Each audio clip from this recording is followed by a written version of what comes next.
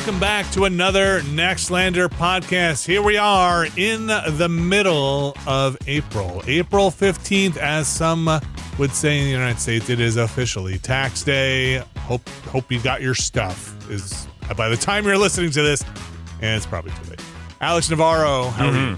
Yeah, if you are listening to this and you have not filed your taxes, then the tax man shall cometh, like the fucking evil priest from Poltergeist 2 showing up at your door, just being like, you all gotta pay in there. Yeah. You all gotta pay.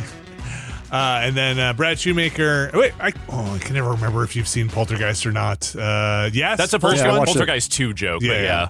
I watched 1 last October. Okay, right. Yes, We talked about it a bit on the Ramblecast. I have not seen 2. Okay. Well, how about as that happens, there is no diving into your TV. There is no escape. Nope. Still ain't paid him. What? As of 10:51 a.m. on the 15th. What? By I mean Q1 of 2026 estimated taxes, as we've discussed ad nauseum. Oh, okay. Not last year's return. As we've said many times, we have to pay for any self-employed and freelance and so forth has to pay 4 times a year. So you have not put the check in the mailbox yet? I have not. Well, I pay online for the quarterly. Oh, it's so but nice. every damn quarter, I end up on the 15th of that quarter's month at about 11 p.m. Logging into the IRS website. Oh, it's not doing automated. the thing. No. Manually. Okay. Yeah. Because the amount varies the amount changes quarter to quarter, and sometimes I wonder, is 11 p.m. on the West Coast still the 15th?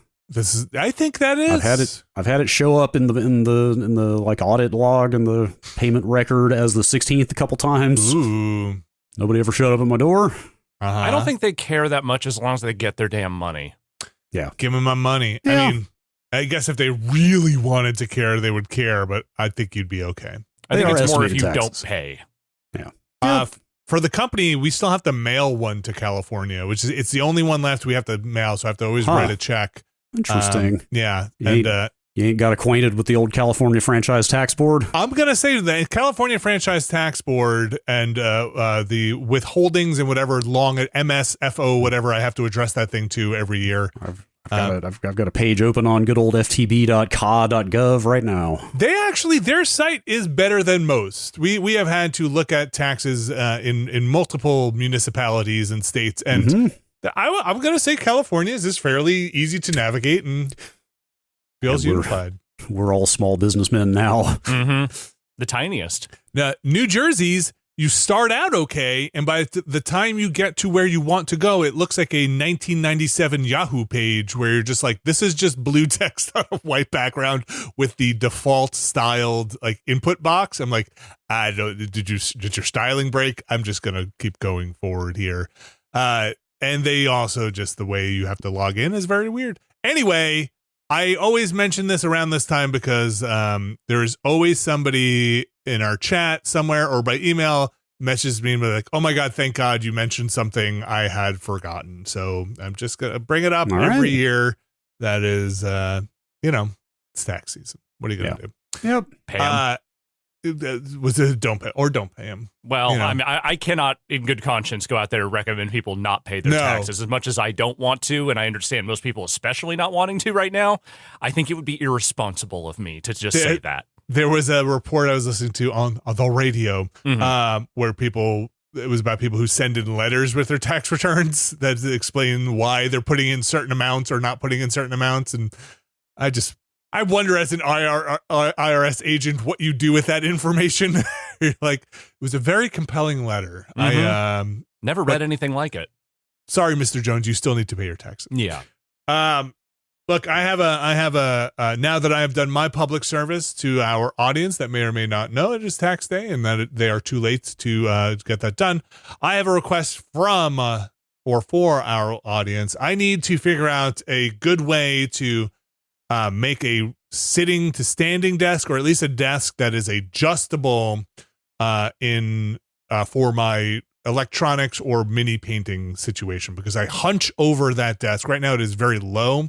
So what I am asking for is, anybody know a good solution for a custom desktop that can affix to a riseable or I think want a mechanical one at this point, not a manual one and something automatic set of pistons or legs that go up and down. Now, I haven't done a lot of research into this, but if there's anybody has recommendations, that's something that can bear a decent amount of weight and be pretty, like I'm talking probably like a 34-inch deep desktop that is probably 6 feet wide.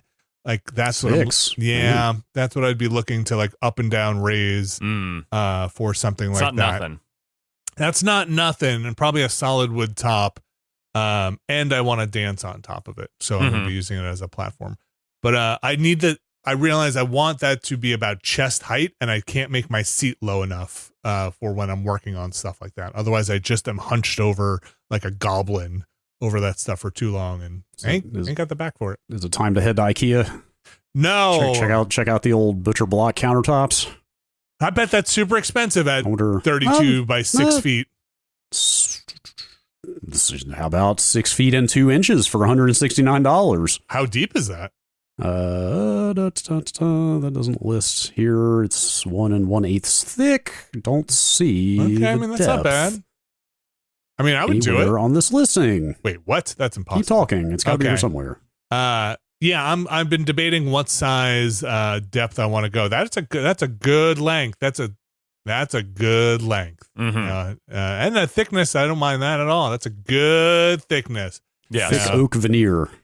Okay, I don't need the veneer on top of it. There's some particle board in there. Wait, it's butcher block? Yeah, I was led to believe. IKEA, to be clear. Yeah, I was led to believe this might be more wood than that. Is it butcher block style? Yeah. Okay. They don't necessarily go out of their way to say that. That's perhaps less good. So yeah, if people know, I'm curious. I'm sure there's a lot of sitting and standing people in our audience. I'm curious what they get.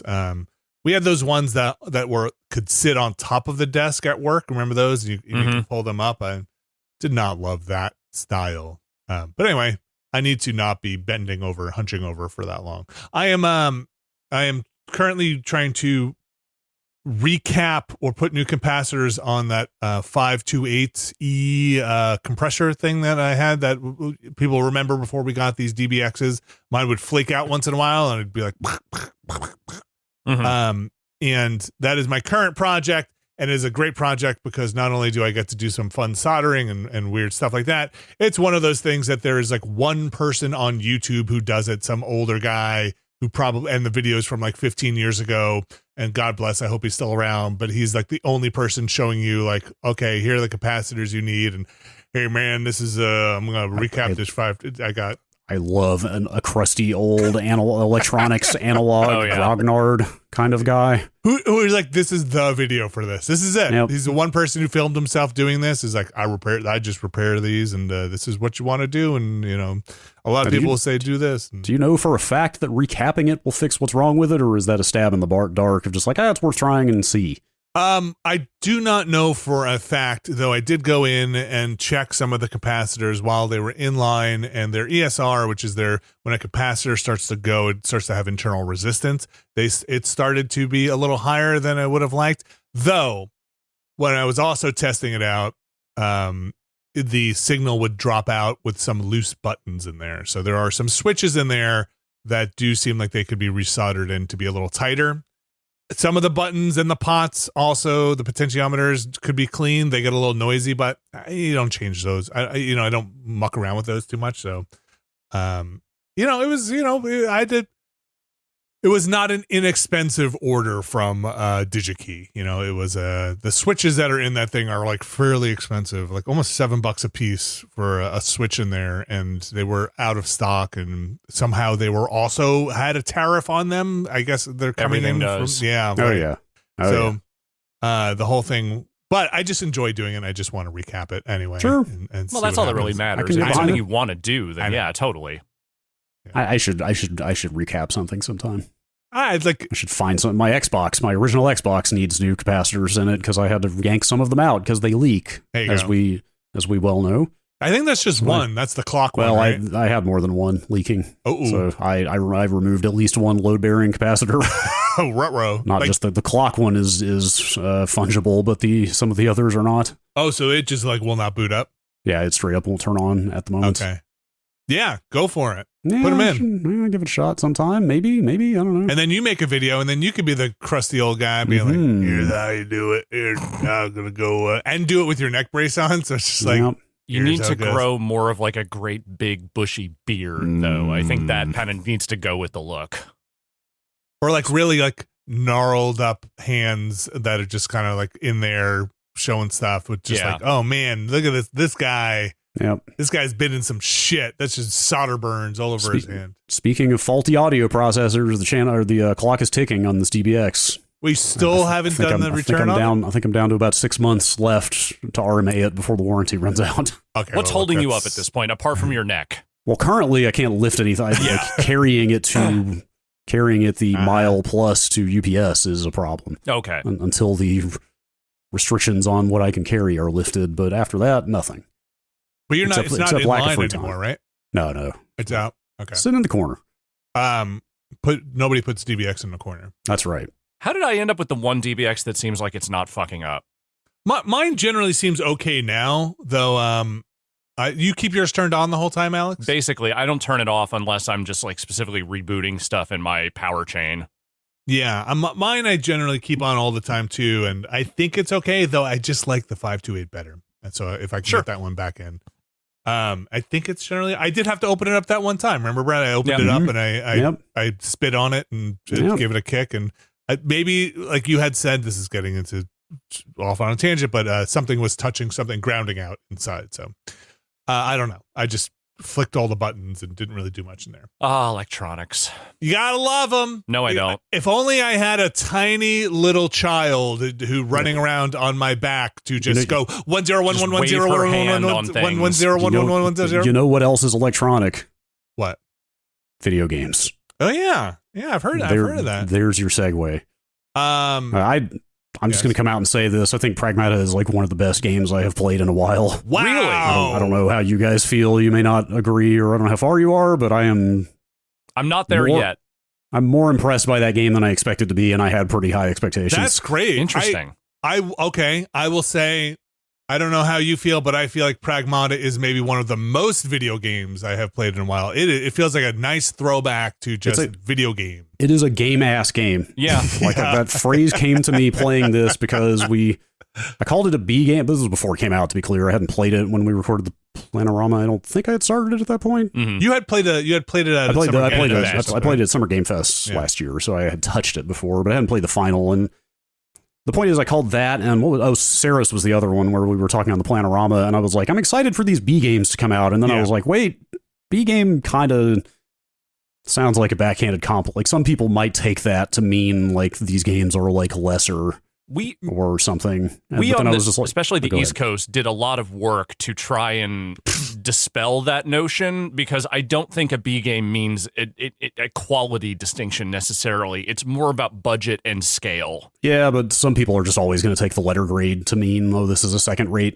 This is not an A game. Hey, a B is more than a passing grade, okay? But this is a game ass game. Like, it's just like relatively linear. It's fairly limited in scope. It's not super linear, but it's pretty limited in scope. It's not huge and sprawling. Like, it's telling a story. It knows what it's doing. It's got a mechanic that it leans into, and I think it's got a regular combat rhythm. It's got all those things. It's got a satisfying upgrade loop. It's the kind of game you would have gotten 5 of a month on the PS2.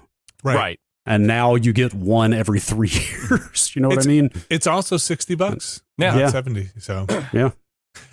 So Pragmata, I'm glad you're really liking. I'm warming up to it more and more. There's not really any spoilers here, and I think we'll be fairly spoiler free, because honestly, I don't think I could spoil it if I wanted to at this point in the game.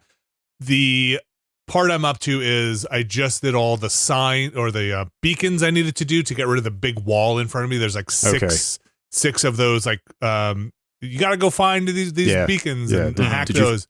Did you fight the boss after you opened that big gate? Yes. It's a huge boss. You would definitely remember. You know what? Maybe I just opened the gate, walked through, and then I took a break. Okay. It is the biggest boss fight in the game up to that point. Okay. I'm not much past that. I'm only a little ways past that. So Pragmata, here's my 2 cents on the mechanic. I think the shooting is thunky and good. I think it is. I think it is. I think it feels good to shoot.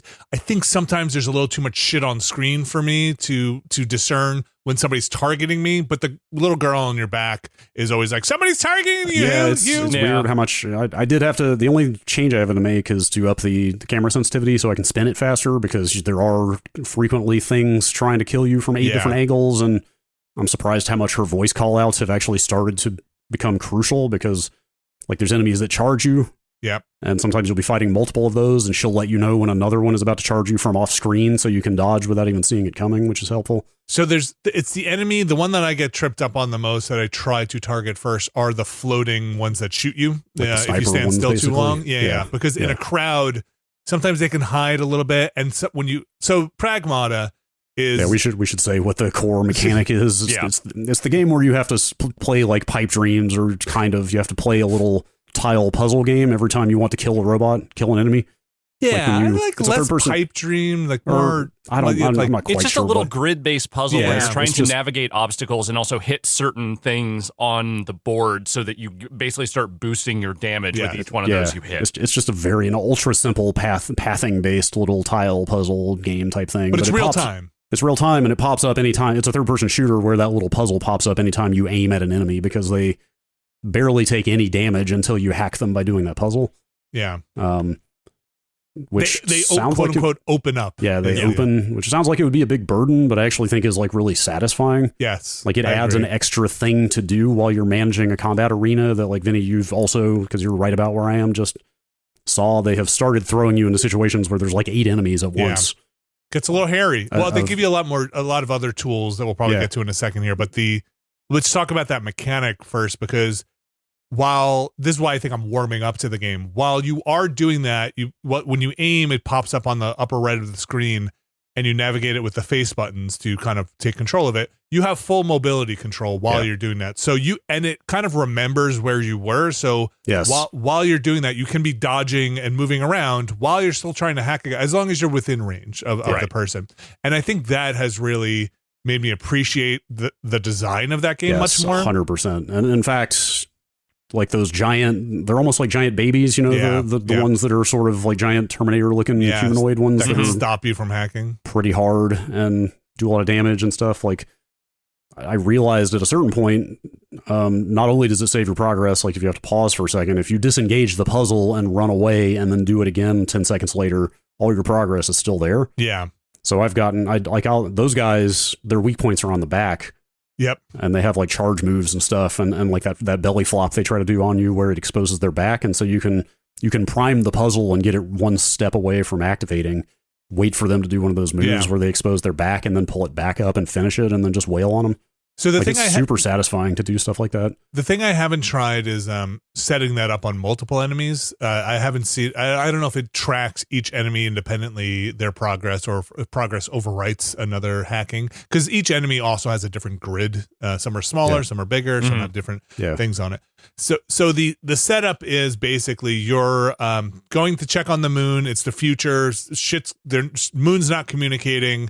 The setup is really that shit's gone bad on the moon with an AI or something. That is the setup. Well, you're missing a key component here, though, which is the funniest part of the setup for this, which is that we are living in a universe where mass like printing is the way that all only stuff for is Luna built. filament, only on the moon. So they've discovered a new ore on the moon that can be 3D print basically anything. Yeah. And so, like, quite literally, the villain of this game is an evil 3D printer. Yes. Yeah. Like it is a 3D corporation printer that is cheaping out on certain things by 3D printing everything. Which apparently is like not as far fetched as you think. Like, apparently NASA has. Is that where we're going to the moon? In the wake of the Artemis mission, like apparently there's like some speculative thought about being able to use effectively moon dust, like the regolith, the layer of.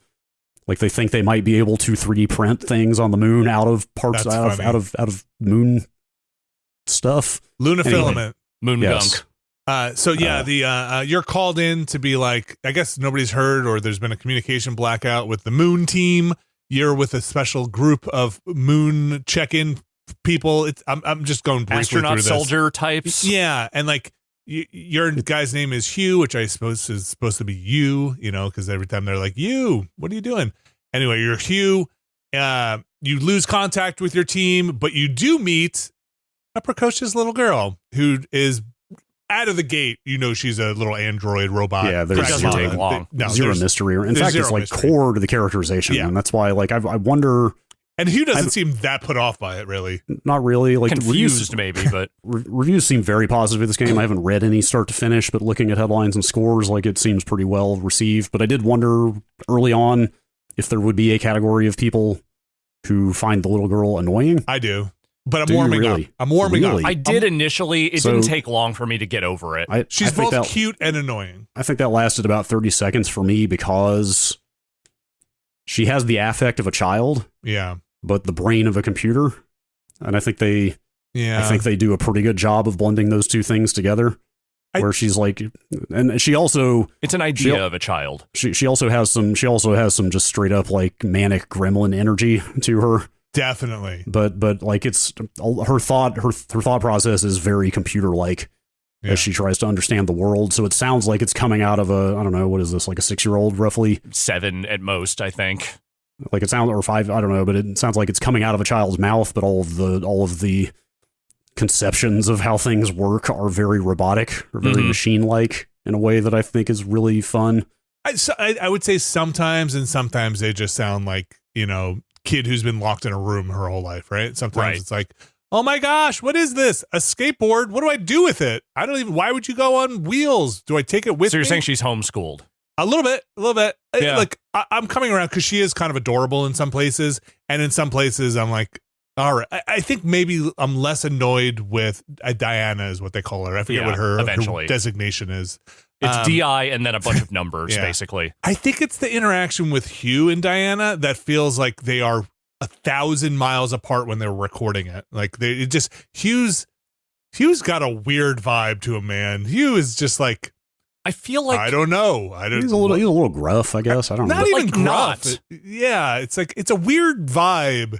I feel like, okay, just bear with me here. I feel like the direction for him was, we don't want this to just be another gruff dad character. So but they didn't give a lot of instruction about what that meant. So basically it's the actor trying to goof it up a little, but still play that kind of character.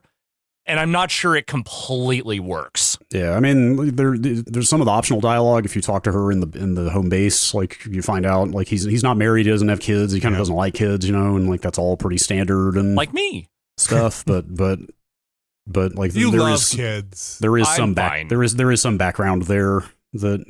But it's not even the characterization. I think it's more the delivery of stuff sometimes where he just is like, hey, yeah, no, don't do that, and be like, what do you mean, Hugh? Don't do what? Rah! Like you said, he's got this weird, I'm going to go do this thing. I'm going to chase this cat. Hey, don't do that. You're going to get yourself hurt. I don't know. There's something a little corny. I think this is what in the preview stuff that I was like, there's something a little corny about it that I have. But I think that's intentional. Yeah, I think that it's very intentional. It could be intentional. I think it all works very well for me. It was grinding. I found it to be a friction point, but I think the action and the game and actually even some of the world stuff pushes me past it to the point where it's I'm okay with it now. It's pretty much fine. I like Bingo or whatever his name is, the robot guy. Cabin. His name is Cabin. There's another robot in your home base whose face is like a giant touch screen. He changes expressions and he wears rotates. A hat. He also wears a hat for some reason, but his delivery is like a game show host sometimes. It's the writing is just goofy in this game, and there's definite personality to this. Yes, it has the vibe that I like, that I appreciate. And again, when I say annoying, I'm not saying I hate it. I just find it kind of grating sometimes. But it's got that binary domain or who's the Rocket Knees guy? This game feels very Vanquish to me. Vanquish, yes. Not specifically in the same type of mechanics, but also in the same way that Vanquish kind of evoke a character action game, even though it was a third-person shooter. Yeah. Because that's how this feels. This, when you start getting into those combat arenas with a bunch of enemies, that's very much how this feels. It is a third-person shooter, but also you were dodging, you were jumping in the air to dash over sweeping ground attacks, and evading and crowd. There's all kinds of tons of crowd control. So even more after you finish the level you're on, because they have a licensing system. Like every time you finish a major part of the game, you get like a license that unlocks more back in your home base, and a whole new raft of really like way more crowd control. Like there's like I just got an auto hack. Like you can burn little bits of super meters who just auto hack robots now.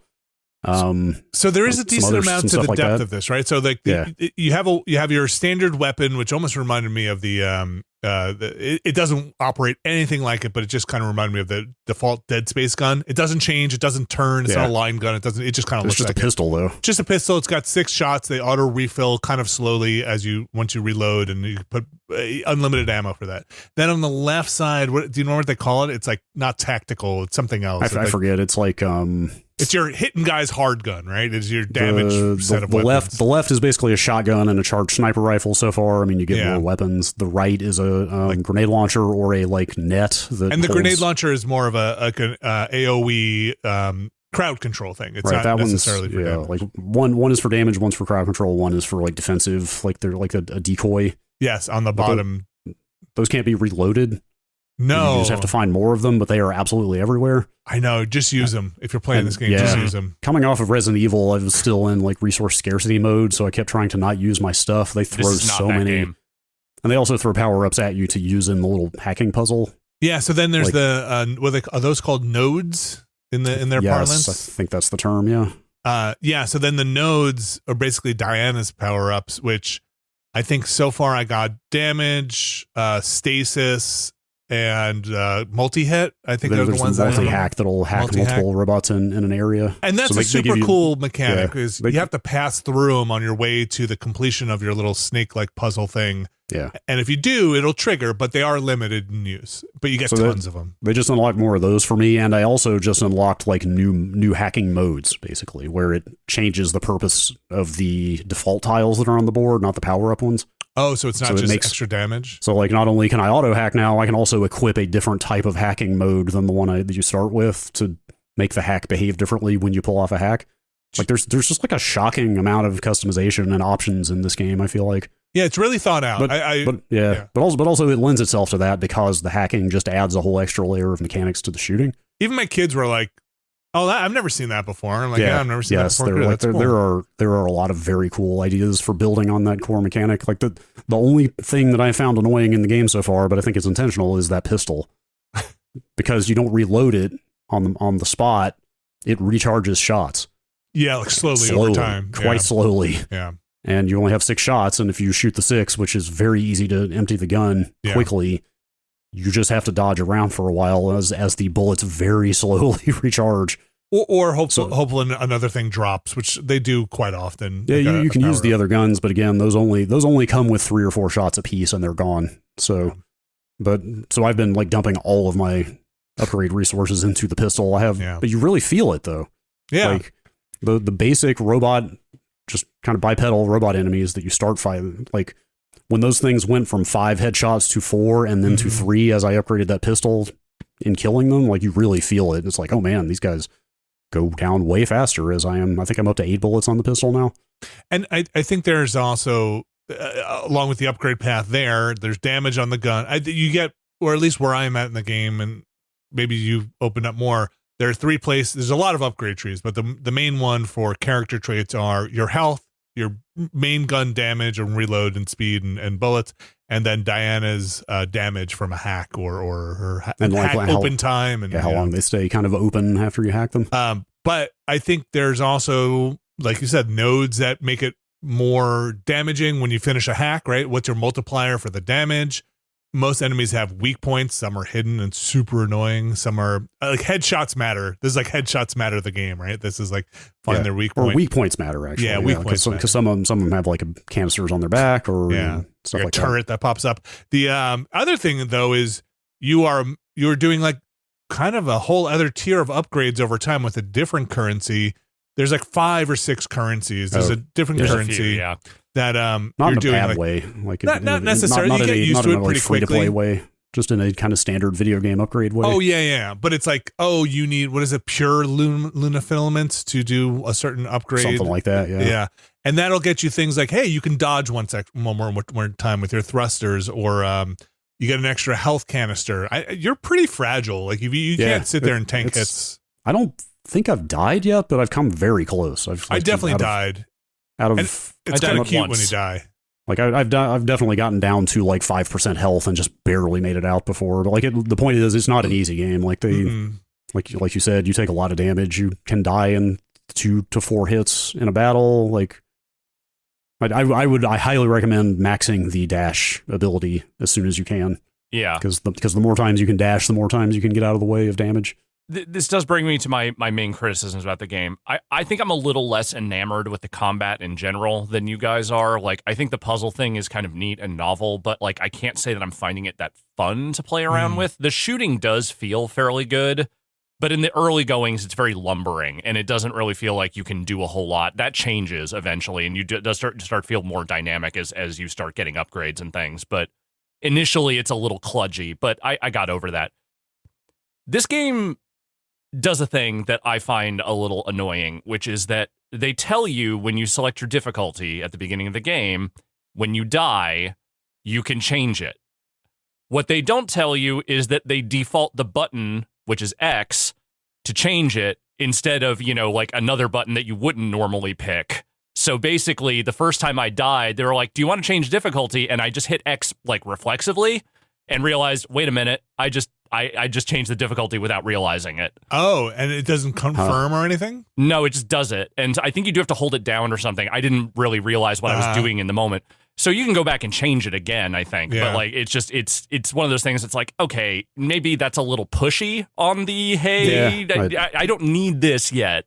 Whoever designed the confirmation prompts in this game should get a stern talking to, because like every yes no prompt in this game defaults to no. Yeah. So you have to select yes, and like my brain expects it to be yes, so I'm constantly hitting X on no as soon as the prompt pops up, and then having to do the whole thing over. Like it's just a little less than ideal, messy. But those are my main criticisms, though. Is it because I have no real dislike of the game. I think it's actually like you said, some of the characterization stuff is fun. I think the further I get into it, the more interesting kind of the world on this moon is. I'm just not loving it. And I think it's more that it just feels a little... Again, I think if I was more interested in the combat and I was having more fun with it, I would probably be way more into it. Right now, it's like that stuff is fine. It's just not super doing it for me. Yeah, it ramps quickly. I don't know how far in you are, but it absolutely, especially toward the end of that big New York level, like really... Okay, really I have not made it to New York. I can tell you that. That's the actual beginning of the game as far as I'm concerned. Like, and by the kind time of open up a lot. Okay, and that level is shockingly long. I thought. I don't know about you, Vinny. Like, it kind of there's a lot to it. I mean, it's long, but it's a kind of a pace that I enjoy because there's plenty to search around and look through. And but I'll just say before I think it's worth touching on how the levels are broken up, but by the time you get to the end of that big long New York sequence, like they have added so much to the game that like there's a ton of extra stuff to do, a ton of extra combat options. It does feel like New York is, by the time you're done with it, you have basically done the tutorializing, right? Like, because they've opened up all the weapon slots, or at least it feels like the slots are opened up. All the weapon slots, like the little girl has started getting her like cyber upgrades. They've opened up their optional challenge rooms off to the side that unlock new upgrades and stuff to do that you have to like you get a like an expendable key to even open and get in and do. Yeah, so you'll get what? Overdrive, you'll have mods for Hugh, you'll have the nodes open for her, you'll have all the weapons. They introduce a ton more mechanics in that. And also, I hope it's not a spoiler to say the New York stuff, because that's like the first imagery they ever showed from this game 6 years ago. Yeah. Was the kind of astronaut and the little girl walking through weird New York. It's the first big open area. Yes. Otherwise, it's very linear. And that part is not. Yeah. Yeah, for sure. But so on the point of that level being super long, you have the home base, and they give you fast travel points back to the base like constantly, like which I really appreciate, because you can only upgrade back at the base, but you're constantly getting upgrade materials. So like 6 times throughout that big New York level, they open a fast travel point where you can hop on the monorail and just go back to base and upgrade, and then come right back to where you were. Which is nice. I don't know if you probably knew this, maybe because you had spent some more time with it. Initially, pretty early on, maybe within the first half hour to an hour, I was like, is this gonna be a run-based game? It feels like there's some mechanics in here because they're like, hey, you can go back to base. All the enemies will respawn when you come back. Yeah, but, there's that. You can go back and do a thing. And I was like, is this a bonfire mechanic? Are we doing that? Quite, but it's not quite. I think they don't penalize you really, except for respawning the enemies. It's not though, because I mean, you also get all your health back. Like there's not a lot of healing in this game. Is the other thing to the difficulty. Like not only do you take a lot of damage by default, you only get one basically Estus flask. You only get one heal, but you get all your health back and replenish that heal when you go back to base. So it's it's generally always worth it to pop back to base, especially with short load times these days, to upgrade and heal every time you come across one of those new fast travel points. I did that with the first boss. Like that was the only time I died was that first boss the first time around. Went back to the base and then I just fucking shredded that thing after that. I think the personality and the game mechanics and like all of it and the variety and everything like really developed through that next big level, like very substantially. It's where I started coming around more on the game. Same. I was also after the end of that first level, I was like, this is cool. Like this is good. I like this, but I wasn't like over the moon about it until I've started to see how much. Yes, exactly. Until I've started to see how much is in there. And also, when the little computer girl starts getting her cyber upgrades, they come in the form of these little tablets that she sucks on as if they are Capri Suns. I would say she more just bites it. And there's but there's definitely a very like drinking or eating kind of motif going on as she's like chomping down on these. She's so dopey. I find that character to be endlessly entertaining. She does occasionally, not all the time, when she hacks a thing, she just starts. She verbalizes binary in such a silly way. 10111011. It's ridiculous. It's so dumb. It's all so goofy. The other part that made me wonder at first, I was like, is this not a roguelike, but is this a run-based thing? Is you also, before you go back out into the world, it's very much like, what's your loadout? What do you want to equip here? Do you want to equip this gun? Do you want to equip, what mods do you want to equip? This is another UI thing. Sometimes those menus do not do a great job of emphasizing whether you have selected a thing or you are not selecting a thing. Like once you get the feel for it, you stop having that problem. But initially I kept feeling like, did I equip this? Did I not equip this? It doesn't seem like it's working the way I would think. I think some parts of the environment are also not quite as readable as they could be. Like there are so many like lights and like shiny cyber surfaces everywhere that I've missed like quite a few treasure chests and like kind of collectibles, and they don't pop. They try to make those as yellow as they possibly can, but it doesn't always work. Like there's that blue treasure chest that just blends into the background. That, like unless you really know what you're looking for, but that's like the L1 chest. But it's very much geared around collection because every fast travel point when you're back at base shows exactly like what there is to find and how many in around each fast travel point. So you can very much go back and find stuff. Did you clear them out? Okay. Oh no, absolutely not. Some of them seem pretty well hidden. I tried to get, once I realized what some of the upgrades were for, I did go back and try and get some of the big ones that unlock. So it's really, there's a lot to talk about in this game, even though mechanically probably the thing is the hacking, but the some of the upgrade trees, you have to unlock a thing to get access to it, and then you can upgrade it with a different resource. And some of them are kind of awesome, like, hey, if you upgrade this thing, you can heal more, if you or this Hugh has his own mods he can put on, and you can upgrade extra mod slots. And then one of them, I think the one I'm rolling with, is like, you heal more, you can hack from further away, which is like a godsend. I don't know how you'd play that game without that thing. Oh God, I don't think I got that one. Oh my gosh, that one's so great. I need that badly. Yeah, because like having some distance from those enemies, especially those snipers, and being able to hack them, or those guys that shoot missiles and you can just hack the missile from further away is very, very helpful. I forget the other one I have on, but there's some other mods there. And so I went back and I was like, man, I need to get some more of that good Luna filament to get these other things open. I like their base. I really like their base. Yeah, the base is awesome. And the way when you're like, okay, now you've unlocked the ability to bring this gun in with you. It shows up on like a gun wall, which like flips around. I think that's very cool. I like a good, like, hey, you're actually going to see this in the environment that you can bring this thing with you. And they do a good job of that. It's also just weird. Like you're collecting like blueprints for Earth objects, basically. So you're like that part's weird. Was it Remo? What are those things called? Oh God, it's not repo. Read Earth memories, I believe. REMs. Oh, REMs. That's what. It is. But it's like one of them is like a basketball hoop. One of them is an old CRT television. One of them is a slide. Like and you complete the set, and it makes like a little room. Oh, I haven't completed any of them yet. Yeah, if you do a set, it actually locks it all off, and it's a completed set. Yeah, like you're basically printing a bunch of Earth objects for her to discover and play with, which is like goofy to watch. Cute when she interacts. Like the animation is good. Like it's just fun watching her. Which again, like I don't know. I think it's pretty well done. That it's like mostly a child's understanding of learning about the world, but again, there's like something machine-like about it that just makes it a little bit off. I think it's the Hugh Diana. It just doesn't feel they're in the same room when they're talking to each other. Now they are laying it on very thick. Like some of this might be where you're about to walk into to fight that boss, like cutscene wise, but like the burgeoning father-daughter relationship is like as heavy. Okay, not that heavy-handed, but it's very transparent. Like it becomes very front and center. Okay, where they're going with it, and I also think I guessed exactly what the backstory of this whole thing is, like way before they started revealing any of it. Okay, or I think I know exactly where it's going. I could be wrong, but like it's not like that. The broader story is like pretty predictable or by the numbers, I think. But it's more the way they handle the writing and the goofiness of the personality that makes it likable.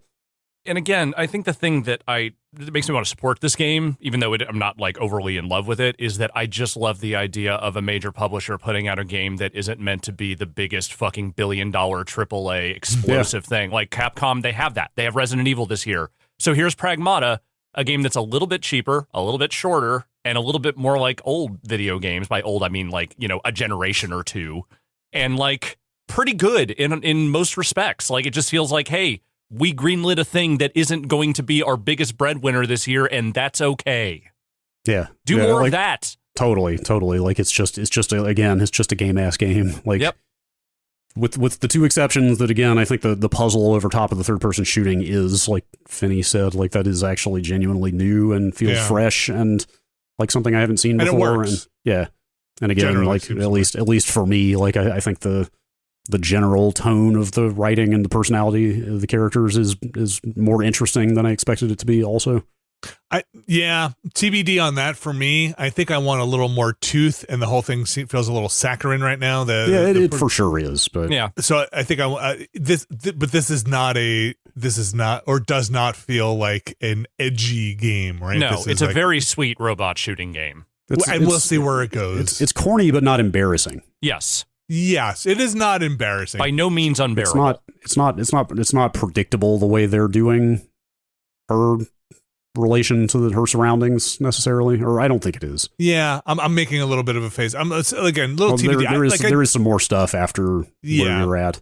Again, I think she's very cute. I just think she could be a little annoying at times. Did you change her outfit? Did you put her in like the VR thing? Did you unlock the outfit? Did you bingo card it? No, I have not gotten enough to. Okay. I also haven't beaten the red zone that opens up that first board yet. Okay. But I also have a whole second board now. Oh. Did you get that after the boss? Yeah. Okay. You could put her in like dumb outfit. She's like in like a weird VR helmet now. She just sits on your back. She just holds onto your back. Yeah. And she's like, you run around with her. Good thing you got those footholds on there already. Yeah. Good thing. She doesn't wear shoes either. I'm waiting for the outfit to put some damn shoes on. She's a robot. Yeah. Is she though? She's my robot kid. Okay. My robot kid needs to wear some damn shoes when you run around here. I mean, like a good example is that like I don't know how much of the optional dialogue you've done. I don't think this is part of this. I think I've done all of it. Maybe this is part of the actual story cutscenes. Like she flat out says, like I was designed to feel sensations and have feelings like people do. But then he asks her about pain, and she's like, "No, I don't feel pain, but my system my system assigns a numeric value to it." Like that's the type of stuff I mean. Is like she's a little more detached than a child would. She never cries. You know what I mean? She never feels upset when he yells at her. She just is. That's kind of I think where I mean the mechanical quality comes in is that there's a bit of a detached quality to the way she relates to her surroundings that I think is really fun. She's always chipper about it. Yeah. There's that She's other part completely too unflappable, actually, is I guess what I'm trying to say. And there's that other part too where she's about to fall like 800 stories and he grabs her. He's like, what are you doing? He's like, I don't know. You'll repair me if I fall. Or that early, actually, this is the best example I can think of. That very early on when they discover the tram system and they're like trying to figure out what to do in this base that's collapsing. And they're like, he's like, maybe we need to go to the power station and start it up, but I don't know if it's safe. Or he's like, how will we know it's safe? And she was like, well, we can go. And then if you survive, then we'll know that it's safe. Yeah. Like it's stuff like that. Yeah. Yeah. Like I said, I don't think she's it's not a thing where I'm like, oh my gosh, well this is the worst tag along character. It's not that. I think it actually might be more Hugh. I think that's fair. Hugh needs to Hugh's just not that interesting. Like again, it's not that it's a bad performance or anything. I think it's intentional. Like they know the girl and the friendly robot with the hat is probably going to do a lot of the personality lifting. So you're just a guy. You're you. Hugh, you're just a guy who is pleasant enough, just not that pleasant enough, not that exciting of a character. Maybe if he were a little more like in the beginning here, maybe if you were a little more like, what the fuck are you? Like, what am I? Kind of a bro. But he's kind of a bro, like and it's like he's in his late 30s and he's unmarried and he says he's happy that way. But he's not like he's like, I like my life. Because she kind of like at some point he sort of gets a little defensive. He's like, I like my life. Like, what do you? Yeah. Don't judge me.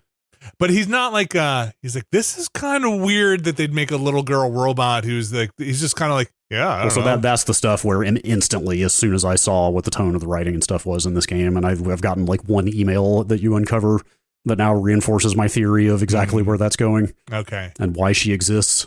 Okay. It feels like the most, again, I could be wrong, but it feels like the most obvious explanation for why you would even write a character like that.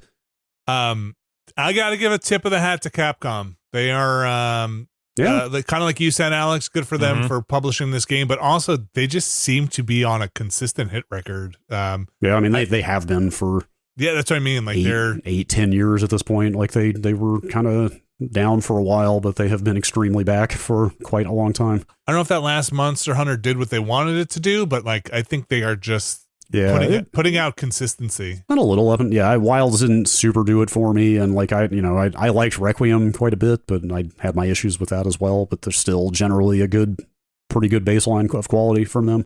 Yeah, and hey, Street Fighter's still a very good going concern for them. Yeah, and also they just, I mean, say what you will about Monster Hunter. I'm not a big Monster Hunter person. I would say Monster Hunter probably set a trend more than followed it, which was going to be my point. Is I don't think it feels like they're following a lot of trends. I haven't seen the Capcom extraction shooter. I haven't seen the Capcom giant, massive open world collectathon game. You know, they kind of have their things they like to make, and they continue to make them. And maybe the world is coming back around. Again, into little girl robot shooters. Yeah, or fantasy games that may or may not come out. Not Deep Down though.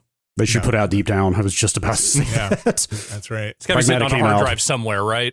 Like the PS5's Deep Down came out in this game, so now they need to go back and whatever. No. It's cool. I think I like it more than I thought I would, and that's mostly based on the combat and the action and that mechanic. Yeah, it's really satisfying to play. It feels good, especially when things start heating up and you're doing like 7 things at once to try and take care of this guy, take care of this guy. Yeah. These guys are opened up, these guys are not, and the combat puzzles seem to work for me. I do really not like fighting those giant baby things, though. Those are annoying. They're not great. Yeah, especially when they block your hacking. It's annoying. 2 of them at a time, even more annoying. Yep. That's Pragmata, $60 available on the PlayStation, the Xbox. There's a Switch 2 version of it and the PC. I don't know this game also looks and plays pretty well, so I don't know how things are on the Switch 2. Probably fine. I would guess this game probably runs well enough on a Switch too. Yeah, probably doesn't load as quickly, but otherwise, if I had to guess, I played it on the PS5. Yeah, I'm on the PS5 Pro. I'm using. Well, I don't know if your TV can do it. I'm using the high frame rate mode. Mm-hmm. Is it just variable refresh at that point? It disables the frame rate cap and puts it in VRR mode. So on my TV, I can look. I mean, not that it really matters, but it was kind of getting like 90 FPS in the first area when I had it on just to see what it was doing. Like it runs really well. Looks good. Hey, let me ask you a side question about that. does that go up and down? And would you notice? You can. Well, do you mean like playing it? Do you notice, or can you watch the number? Because yes, most monitors you can sit there and literally watch it second by second. Playing it. Like, is it annoying to go from 90 to 70 or? For me, I can't really tell past about like 75, 80 and up. It's really hard for me to tell. Like 90 to 60 really rapidly back and forth, I could tell, or 120 to 60, I could tell. But once it's consistently, and VRR helps with that too. But once it's consistently like 80, 90 plus, like I don't notice the swings at all. So you didn't notice it here? No. It's I should say super smooth. On mine, the frame rate has been very smooth. Yeah. On my normal one. That's Pragmata. That is available on the 17th. So we got a couple of days after the time this podcast comes out. Are they doing their get in there early for anything? Like an early version of this? I doubt it. I didn't see anything to that I could be wrong, but I doubt it. Seems pretty cool. I don't know if anybody wants to go watch a video before you do it to really get a sense of. I did not have a great sense of how combat puzzle it would be before I got in. I'm sure there are videos out there that kind of show the depth of it. I think things do open up and get pretty cool on that front. Pragmata. We're gonna take a quick break. We're gonna come back. We're gonna talk about some other games. So stick around. All right, we are back, and we got some other games to talk about here, including the Type for Your Life game, Final Sentence. How much do you value your words per minute? Are you willing to bet your life on them? We played this. We played this demo when it first came out. It is now out for realsy. It is $10. The premise and setup for this game is you enter into a lobby with a bunch of other people. They all get a little typewriter. You get some text.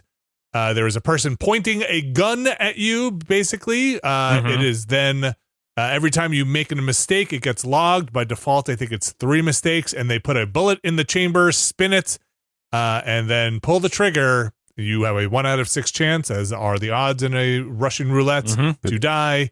If you survive, you continue. Make 3 more mistakes. They add another bullet. Yeah, flip the chamber. It's very just visually, aesthetically. It is very like NKVD torture basement coded. Sure.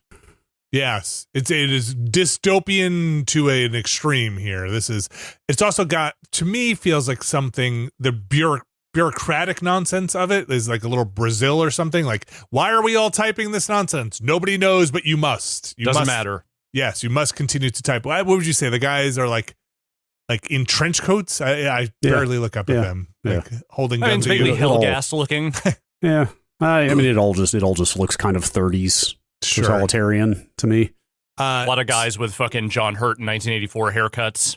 So the winner, the one who makes it all the way to the end, fastest, flips off their torturer, and then everybody else gets shot in the face. Yep. And then you can go again. And it's a race, you know? It's a race. It's a race to be fairly accurate and also to type very quickly. It's a simple concept, I think, with some interesting trappings. It's a typing battle royale, really. It really is. Which is all that was in the demo and is still kind of the main mode here. Not quite as much new stuff in this as I was hoping for. It's pretty straightforward in terms of features. But also it's like, what is it, $9? $9. Yeah, it's like, it's kind of hard to complain. $10. $9 on sale. Yeah. It feels like there's plenty in here. They added 2 more modes. There's a round-based mode now, which is 8 players, and every round, the last place finisher gets shot. Kind of like that one, actually. Until there's one left. That one's okay. And then there's a duel mode that is, after every round, whoever came in second plays Russian roulette, so you're not out immediately, but eventually one of you will die. Wait, that was different than the one-on-one duel? No, that is the one. That is the one-on-one duel. Okay. But at the end of every round, it's Russian roulette. It's not a guaranteed death, so it's like you have a chance of dying if you come in second. Oh, right. Every time you come in second, your chance increases of dying. I like that one because you're sitting across from them and just. Yeah, that one's okay. I was really just hoping for more like progression, frankly. Yeah, it has almost none. But it's got a meter. Because you have a level, like I'm level 103 or something, like you level pretty quickly, but the level gives you absolutely nothing as far as I can tell. There are exactly 3 quests in this game that you finish in about 5 minutes. Yeah. And there's no more quests. It's like, why did you even put quests in? Like, it's There's nothing to unlock. There's kind of nothing. Well, normally there's not even a global leaderboard or any kind of leaderboard. Normally, I would say maybe the level is being used in some matchmaking, but this game feels small enough that I don't know if that's a concern. I think the real thing is that it feels very much like a joke that got a lot of love put into it. Sure. You know, like it was a gag joke. idea that they realized had some legs behind it, and they made that idea polished enough to work well in this environment, but they did not add a lot of trimmings around the edges to it. Yeah, I would have loved some unlockable stuff to equip or whatever as you level in that game, but like the core, like the look and feel of sitting in that room and the music and everything is like unbelievable. The atmosphere. It literally makes my hand shake, which is like weird because I don't really care if I win or lose that game. Like I'm not like pressed about it, but just something about the vibe of it and the sound that happens every time you make a mistake actually makes me a little shaky.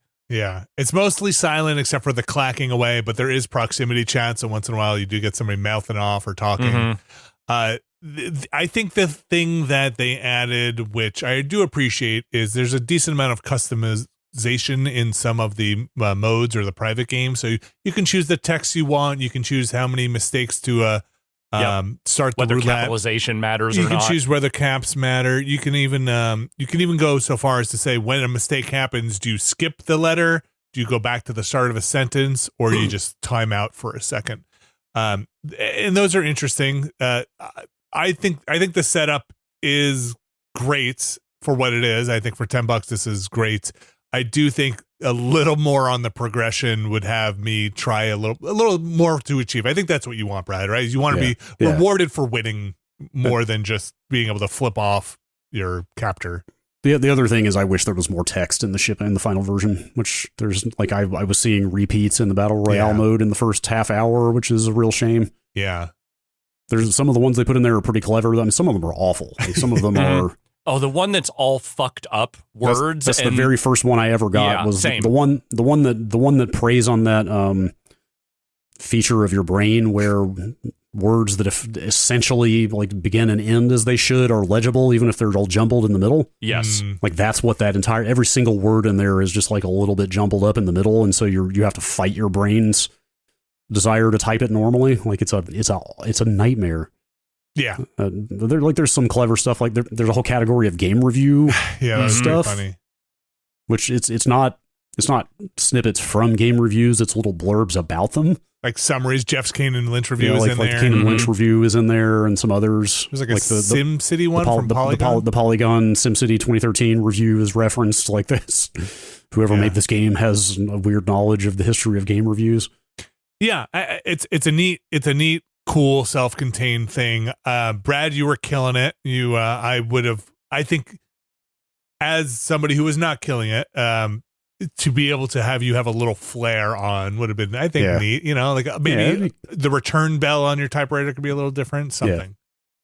Yeah, it's cool. I mean, it's fine for $9, but I wish it had more. I think at this point it is a well-made, reasonably polished novelty. It does not feel like a super deep game, but it is the kind of thing that, like, every once in a while I might just get the bug to want to play a few rounds, you know? Yes. Executes on its premise. Executes. All right. Alex, tell me about Dosa Divas. The new game from Outer Loop, the makers of Thirsty Suitors, and what was it, Falconeer before that? Falcon Age. Falcon Age, yes, okay. Yes, Falconeer is a different game from kind of around the same time. Okay. Well, this is probably, I would say, more in the vein of what they were doing around Thirsty Suitors, which is to say it is an extremely culturally South Asian game with characters who are definitely, representative of that. And it's also food-based in the way that a lot of Thirsty Suitors was, because you are playing these two sisters who are part of a family of, I guess, like culinary giants in this world, or at least people that are well respected in that regard. But this is not just like a regular, wacky, normal suburbia environment. Like, you are coming home after a long time away, you have a mech suit, and you are immediately greeted by the lawyers from this evil corporation that has taken over the food supply of your mountain village that you are returning to, and that corporation is run by your evil little sister named Lena. So you immediately start getting in turn-based battles with their lawyers. And the way the combat works, it's an RPG. It is turn-based battling. It's a little rhythm-based in the sense that blocking and critical hits are timed to specific button presses.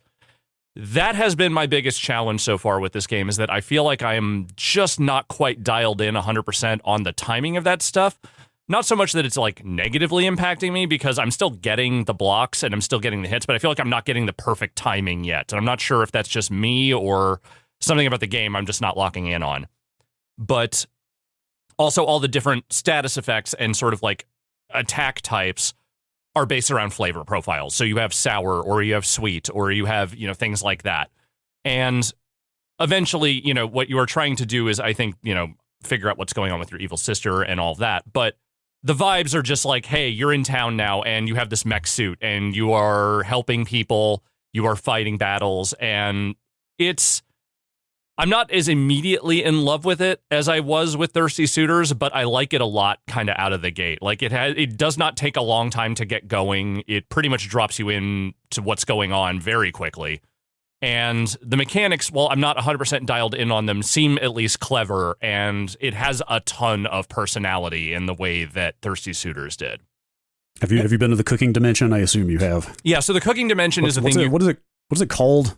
Oh, what is that called? There's a name. I remember when I played this at Summer Game Fest, and they told me the name of the kind of alternate dimension you warp to every time you cook was very funny, and I can't remember what it is. Yeah, I don't remember either. It's just it's a thing you can go into at any time just by holding down the left trigger on the controller, and then when you go in there is a series of mini games you go through depending on what ingredients you are putting into your food.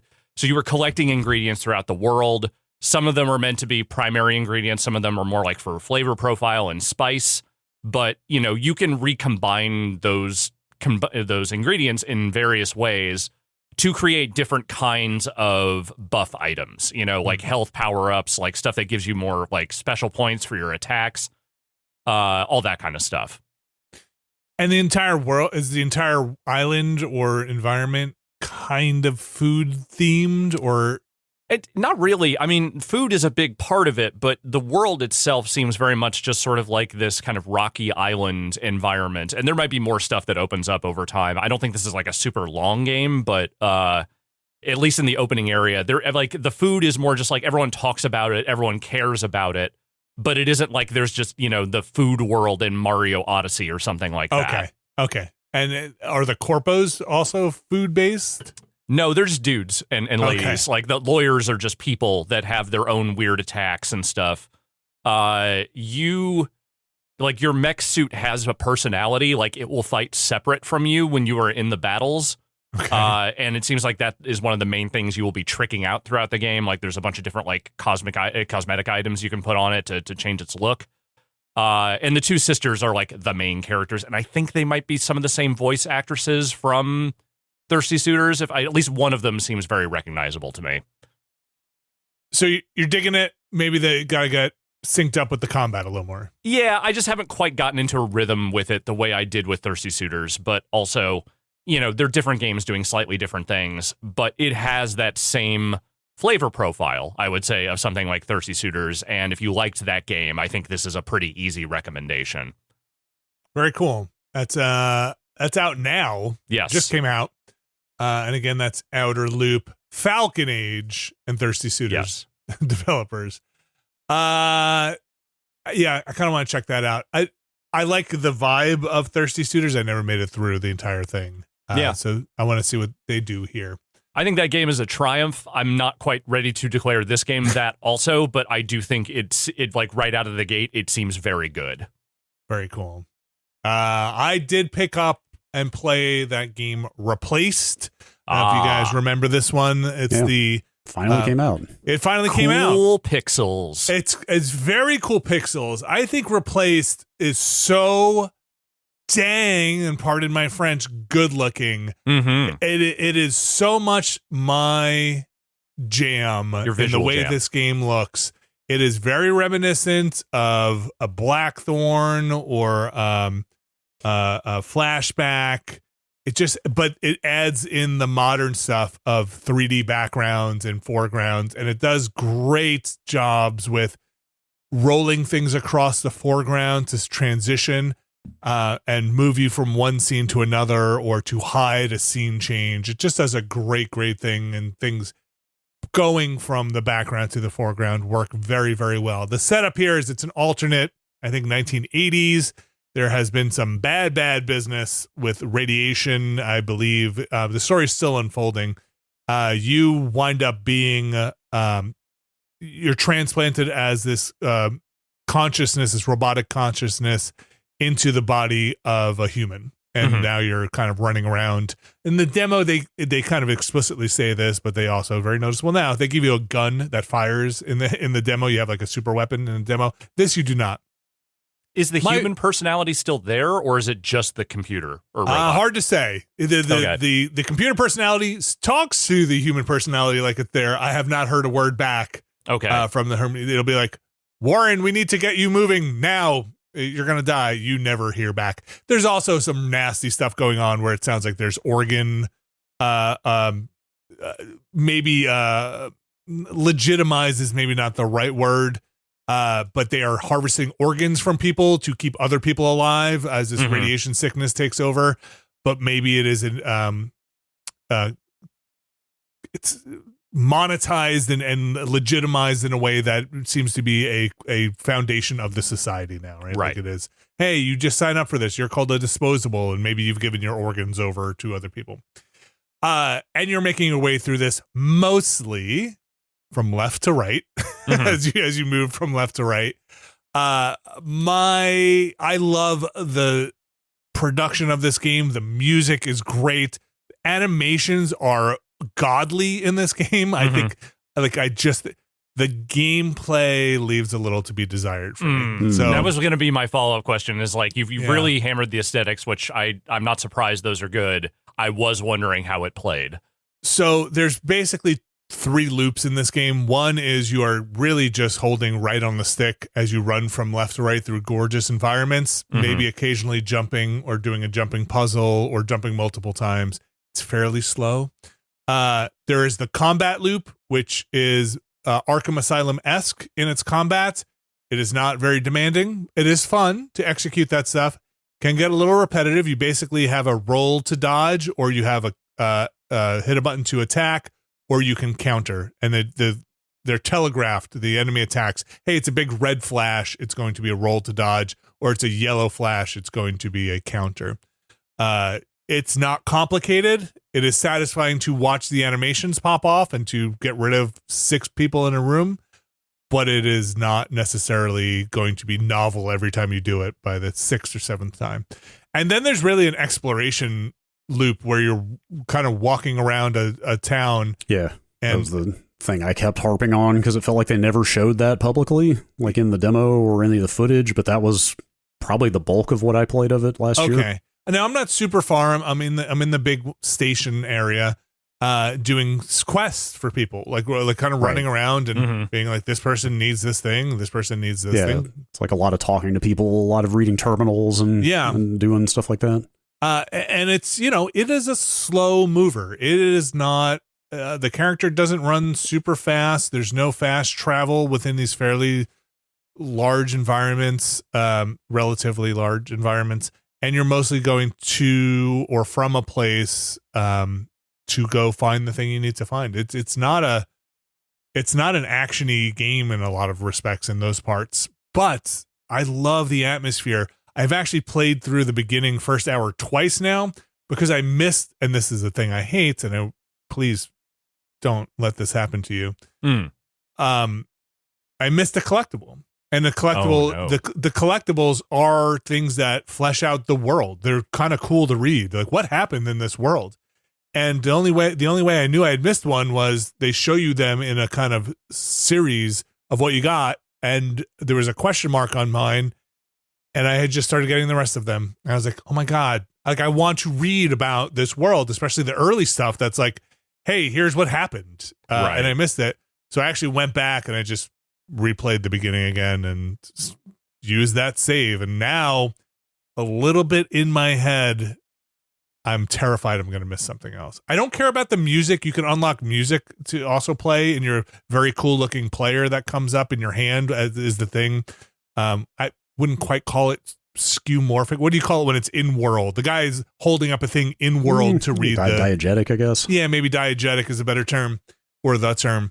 And so you can unlock music in there, but really the world building is what I want from this game. It's kind of the reason for the season for me in this game. Why would you make that stuff missable, really? I mean, I get why they'd want you to go collect it. I just wish it's one of those things. Look, it is a right to left running game. So there's only so many times you just have to go a little more to the left or a little more to the right to find them. It's not like they're that hidden, but if you're running from left to right and then it's like push up to proceed and you didn't go a little bit more to the right, you could miss a thing. And there are some upgrades for your health. I've only found one so far. I think this game is super cool. We'll see how long the novelty or the shine on just the production value lasts as I go through. I don't know how long this game is. I'm probably 2 or 3, maybe 2 hours in, just kind of running around that town now. I don't think this game could sustain like over 8 hours. You know, I don't think it could. So far from what I've played, like unless something else wildly changes and the enemy types wildly change, it feels like it'll be an awesome shorter experience. So. Gotcha. I just looked it up. Yes. 8 hours. Oh, there you go. All right. Well, they know what they have. How long to beat currently says 8 hours. Okay, that could be a great 8 hours. Let's hope. It's replaced. It's you should go check it out if you haven't seen it, because I do think its most striking thing is its visuals. Yeah, it looks quite nice. It is also $20. I'm really into what it's doing, and I think the writing, the production, the looks, the music, everything like that is so good. I just can't come to a conclusion on the gameplay yet, because I have to kind of see how things shake out over the course of what sounds like 8 hours. I'm playing on the PC and it runs just fine, but it is also on the Xbox as well. I don't know if it's on Game Pass. It might be. It looks like it's not on PlayStation, which is the only reason I say maybe it is on Game Pass. I have no idea. We'll get the Game Pass in a little bit. Is that it? I'm still playing that fucking video store game. Sure. Replaced is on Game Pass. It is. Okay. With the Retro Rewind. I can't stop myself. It's sick. How big is your store? It isn't as big as maybe you would think. I've got a couple of the extensions, but I haven't really been that worried about expanding. I've more been about expanding my library. Any new mods or same mods? Same mods. I haven't had anything new. I have been slowly building out some videos to put on the TV screens, though. There's one mod that just gives you like some trailer reels, but all you have to do is just go into the folder and change the MP4 that's in there to a different MP4. That's the thing I was talking about last week. Yeah. So it's pretty easy to do, and I've been building out some very weird video loops of things. Like one of them is that Canon Films trailer reel that we showed on one of my video streams a long time ago. Things like that. But does that just play randomly as you're walking around? It just loops as long as it basically becomes a channel on the TV, and it just loops forever. That might, if it doesn't have the option in game, I might just put some like dummy silent videos in there to break it up a little bit. I feel like hearing them too much would kind of make them get old, but like having them pop on randomly as you're walking around would be fun. Yeah, you can just turn the TV screens off if you want, or just turn the volume down. Yeah. Oh, okay. Yeah, you don't have to have that stuff on. Is it only one video that you can put in there, or can you put in multiple? So they have folders for like 8 or 9 channels, I think. Only 3 of them currently work. Like they said the TV thing was such an afterthought part of the design. I was reading some of their dev logs about this. Like they're like, the TV thing wasn't really a thing we put a lot of thought into. We are going to build some stuff out for that over time. That's fun. Yeah. But it's just, it's a really simple game. There isn't much going on. It just hits this scratch loop I have in my head of like, the way some people have with Power Wash Simulator, or I have with like an American Truck Simulator or something. Like it's just this thing that like I can do repeatably, and it's just basically pleasurable, you know? Yeah, Sorry, I think I might go back to this game after they add more to it. Somebody on our Discord dug up their roadmap last week after we talked about it, which I hadn't found or hadn't thought to go looking for. It's very funny the way it is presented. Like small text at the top, controller integration, slightly bigger text below that, VHS repair station, huge styled text with stars around it at the bottom, video games. Yeah. So they are bringing. I don't know if we even did we mention that last week? I think we talked about the idea of it, but not that whether they were going to do it or not. Yeah, but it's not even something you're going to have to mod in. Like they are formally going to add video game support to this, which is awesome. Like by the time that's in, and I'm sure the mods will be better, I might have to come back to this. Yep.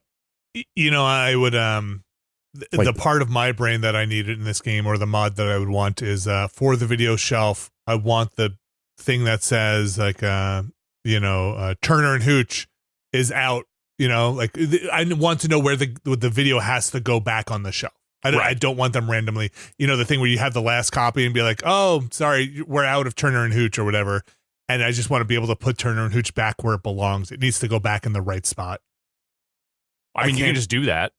I can't remember it though. I need like a little sticker or something. If you spend enough time looking at your shelves, you'll start to be able to do it on your own. Or I just need a Turner and Hooch shelf. Yeah. it's all Turner and Hooch. So your movies currently are being randomized from some source. They're not your Plex movies. They're not. No. It's whatever the modder did, like whatever database of movies they built. I'm going to tell you right now, I'm pretty sure that person scraped for a bunch of poster images for that, because every once in a while one is wrong in a way that only a AI scraper could possibly fuck up. Well, it may not be AI. I mean, scrapers have been around for 30 years.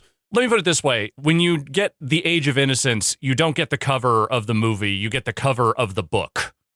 When you get... and there's also a couple that might just be an intentional joke. Like there's one, like if you get Commando, the Schwarzenegger movie, it's just a picture of military guys. It's not the poster or anything. Interesting. But it's not the in-game art. No, it's just like it is a literal, I think, taken from Google image search image of commandos. Okay. Interesting. So that's not ideal, but other than that, like mostly they're correct. Also, I think like we said before, maybe some integration with your home library would be fun, right? Or just let you build out your own movie list. Like let people edit the images and the text titles for everything and decide what they want to have in there. Still seems like, and now maybe even more reinforced by what you've said, Alex, in terms of digging in a bit, that this is a thing that got some heat and some attention. It's a small team. Yeah. Now put maybe the resources they have into fleshing it out. You never know if one of these is going to hit, I know. It feels like they dipped their toe in with this, wondering if people were going to be into it, and then they suddenly were, and they're like, oh, okay, we should start adding stuff to this. Then. Yeah, right. Retro Rewind 2 is going to be amazing. Mm-hmm. Or just, if they continue to flesh this one out, sure, great. Yeah. Well, that is the video store simulator Retro Rewind. Boy, it doesn't come out of my mouth easily. Retro Rewind. You can tell they really wanted to call it Be Kind Rewind, but that would get thorny with, copyright. All sorts of things. Okay, I think that's going to do it. There's a couple of other things here, Pokemon Pokopia and Slay the Spire in the background, but we are in the season for games right now. We got a lot coming out. Actually, towards the end of this week, we even have some more stuff. There's that Tomodachi Life coming out. There's that Mouse PI for Hire game coming out. There's, of course, Jay and Silent Bob, the Chronic Blunt Punch, of course, next week. So we'll have Saros, that's 2 weeks or next week? 2 weeks, I think. I'm very looking forward to that. Yeah, Kiln is this month. And of course, Ultimate Drummer was a game you gotta go check out the Planorama I'm very ready for. That Titanium Court game, Snap and Grab, No Goblins next game. That Vampire Crawlers game is this month. Masters of Albion is this month. Sure is, supposedly. So they say. Still, as the time of this recording, that's like next week. We're going to talk about the news for our next segment, though. So stick around. We'll be right back.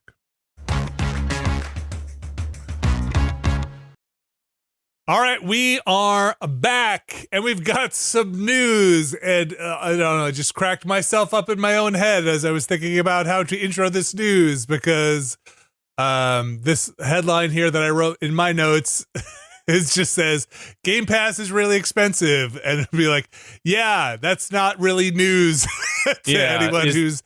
I'm not sure anyone can use this news at this point. Or like, I think everybody knows this, but Brad... It is now confirmed officially that maybe Game Pass is too expensive. Yeah. Or, at least according to The Verge. I mean, not official in the sense that Microsoft hasn't commented on this publicly, but... Well, isn't that the leaked memo that it has become that's too what I mean. expensive? It's not a public comment. Not official. Not official because they haven't come out and said it. Okay, we're not supposed to know. But The Verge did get their hands on an internal memo, so, it's official to the extent that you trust The Verge to identify a legitimate Microsoft memo. Asha Sharma, the new head of Xbox, apparently has basically said internally, hey, Game Pass is too expensive. It's expensive. Like literally, that is the quote from this memo. Game Pass is central to gaming value on Xbox. It's also clear that the current model isn't the final one. Short-term, Game Pass has become too expensive for players, so we need a better value equation.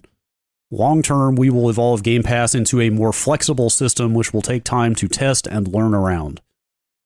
I mean, so, change is coming there, it seems like. She's not wrong. Which, I think she's not wrong, but also, I mean, I took the price increase to be reflective of the fact that they kind of have stopped adding subscribers, so I don't know what's changed. Yeah. Let me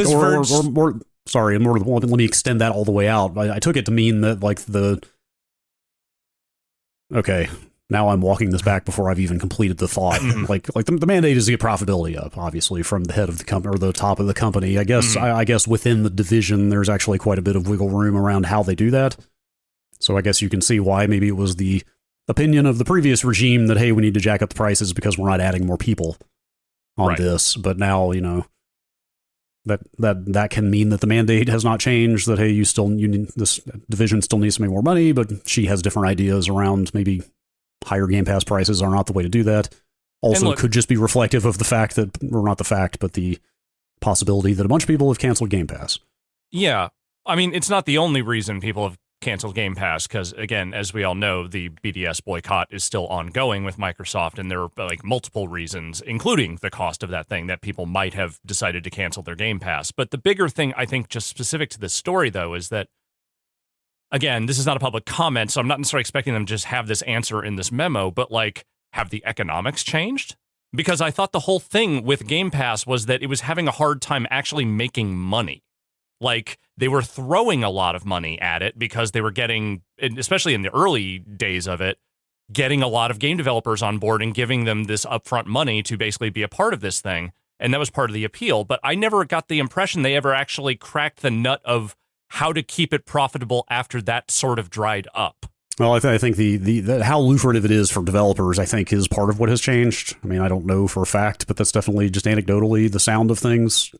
Seeing developers talk about the deals they're getting is that, the fat deals at the beginning of Game Pass for being on Game Pass stopped being a thing a while ago. So because you can't spend like that forever. Right. I mean, Epic ran into the same thing when they started locking up exclusives for the Epic Store. At a certain point, that just kind of ran out of runway.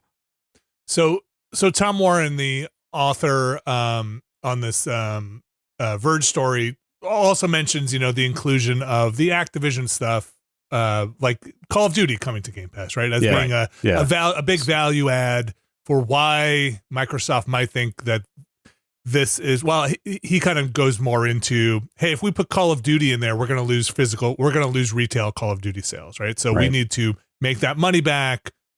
I don't know how much of that is Tom Warren sourcing people in there or basically. Well, so I mean that is the other shoe here that is yet to drop before the first shoe has actually officially dropped, but which is the Jez Corden of Windows Central said on a podcast very recently that they are considering pulling Call of Duty from Game Pass.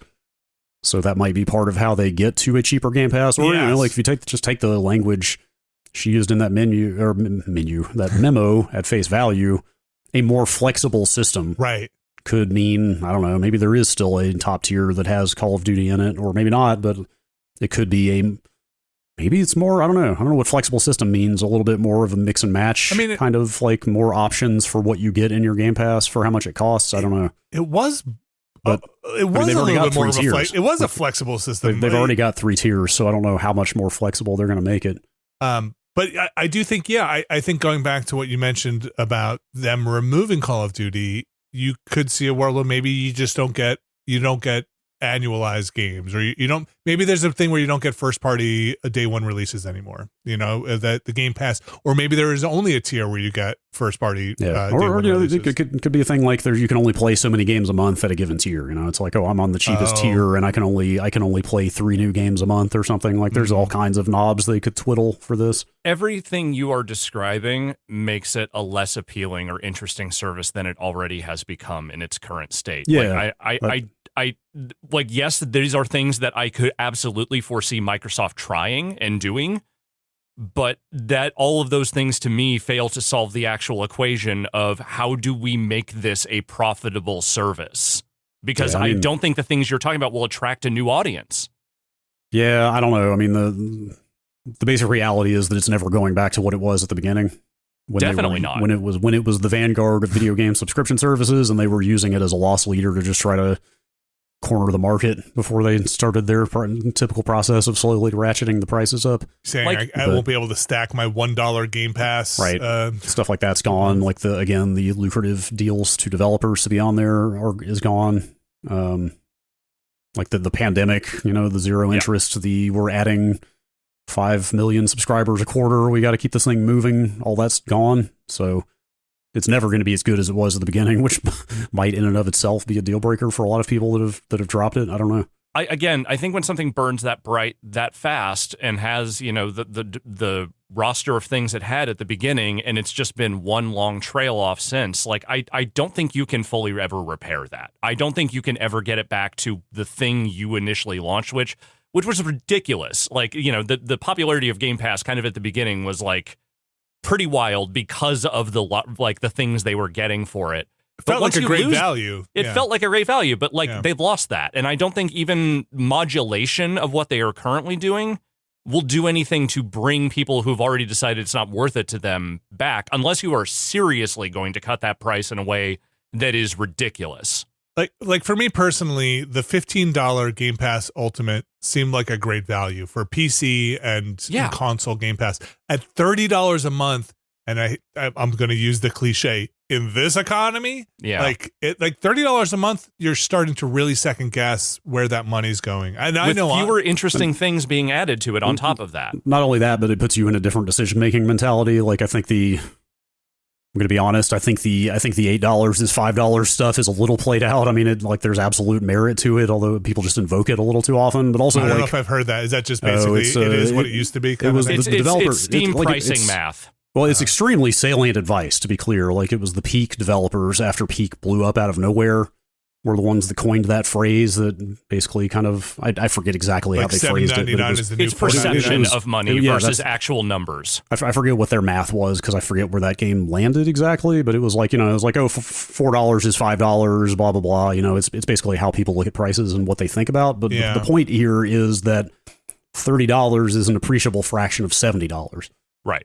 And depending on how many games you're playing on this thing and how long they are, you start getting into territory where it's like, well, if I'm playing Assassin's Creed Shadows on Game Pass and it's taking me 2 months to finish it, and that's all I'm playing, why don't I just buy that game? Like, it's you're barely getting into the territory of like, this is like, I'm getting close to being able to buy a game every couple months compared to what I'm not getting on this. You know what I mean? Like, I 100% get what you mean. I also just think $30 is empirically just a lot of money to look at for some people. I mean, I don't even know how much is a Netflix subscription. Is it under 30? Is it $25 a month? Depends on if you've got I mean, I assume they still offer the non 4K option, don't they? I haven't looked in a while. I don't know. It's been a long time since I gave Netflix money, so it varies depending on if you get the one with ads, whether you get the 4K add-on. Oh, okay, they're different tier. Okay, so yeah, like it looks like $9 is the cheapest ad-supported plan. So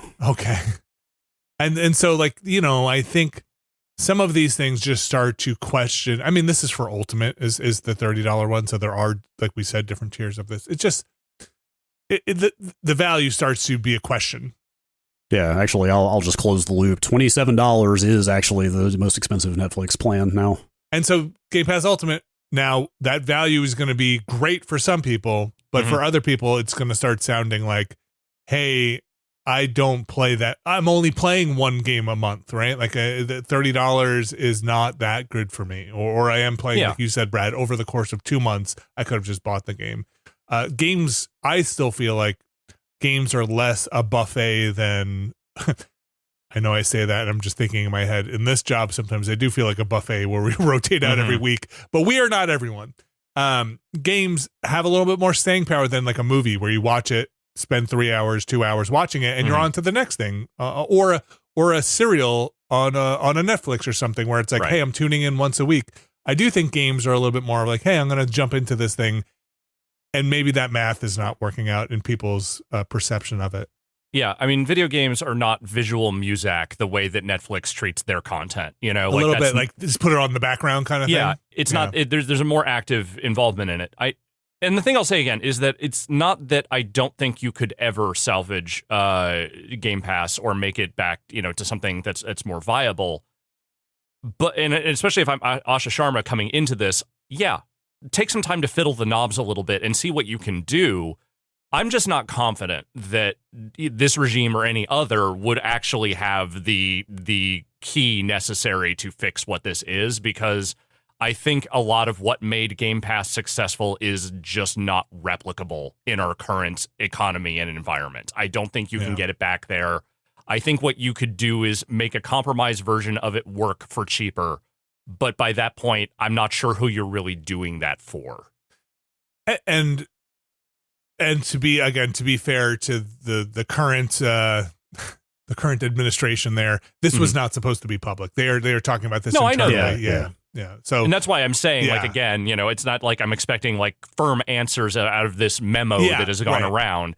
It's just that my confidence level in their ability to crack this particular nut is not that high. Or maybe this was supposed to go public, and maybe it's a goodwill campaign that is like trying to leak out there and be like, oh, look, see, they're inside talking about how to make it less expensive for these people. Get it.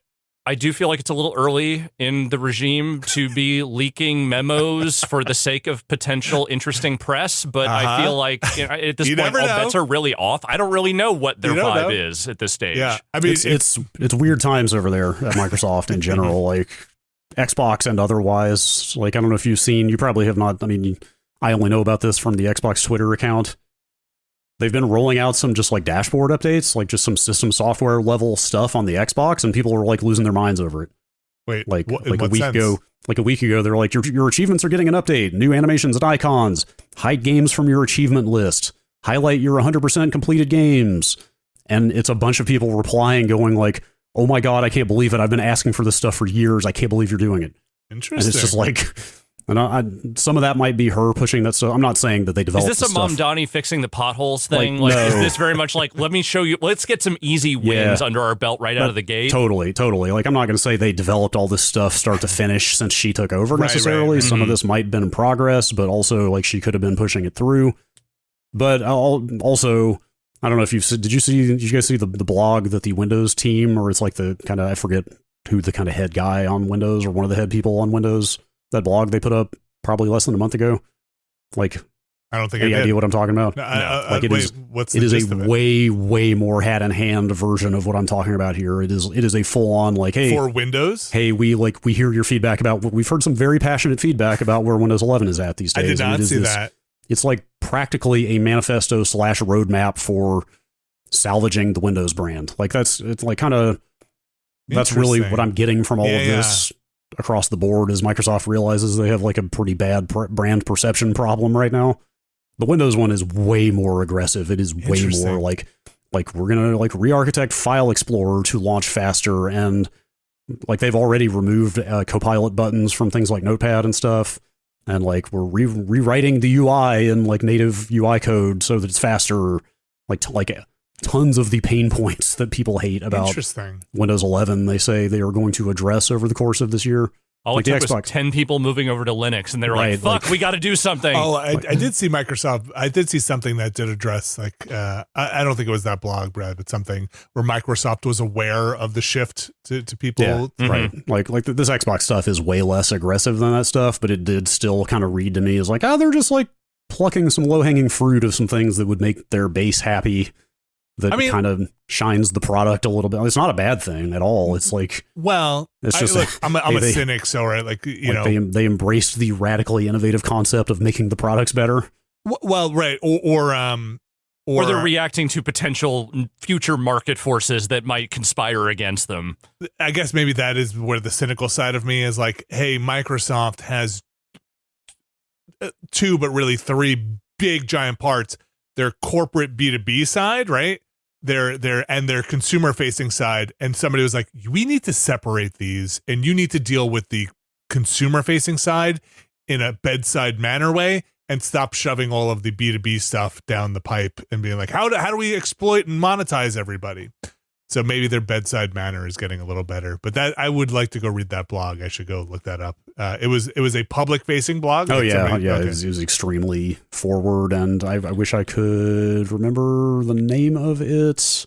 Sorry, it's called, the title of the blog is Our Commitment to Windows Quality. Like, it should be easy to find if you just Google, like, it's that. It is that to the point. That is a really, like, they're letting you put your taskbar on the left and top again. I'll put it that way. Like, they're, oh my gosh, like they're just doing it. I don't know if that's a good thing or a bad thing. It's just weird.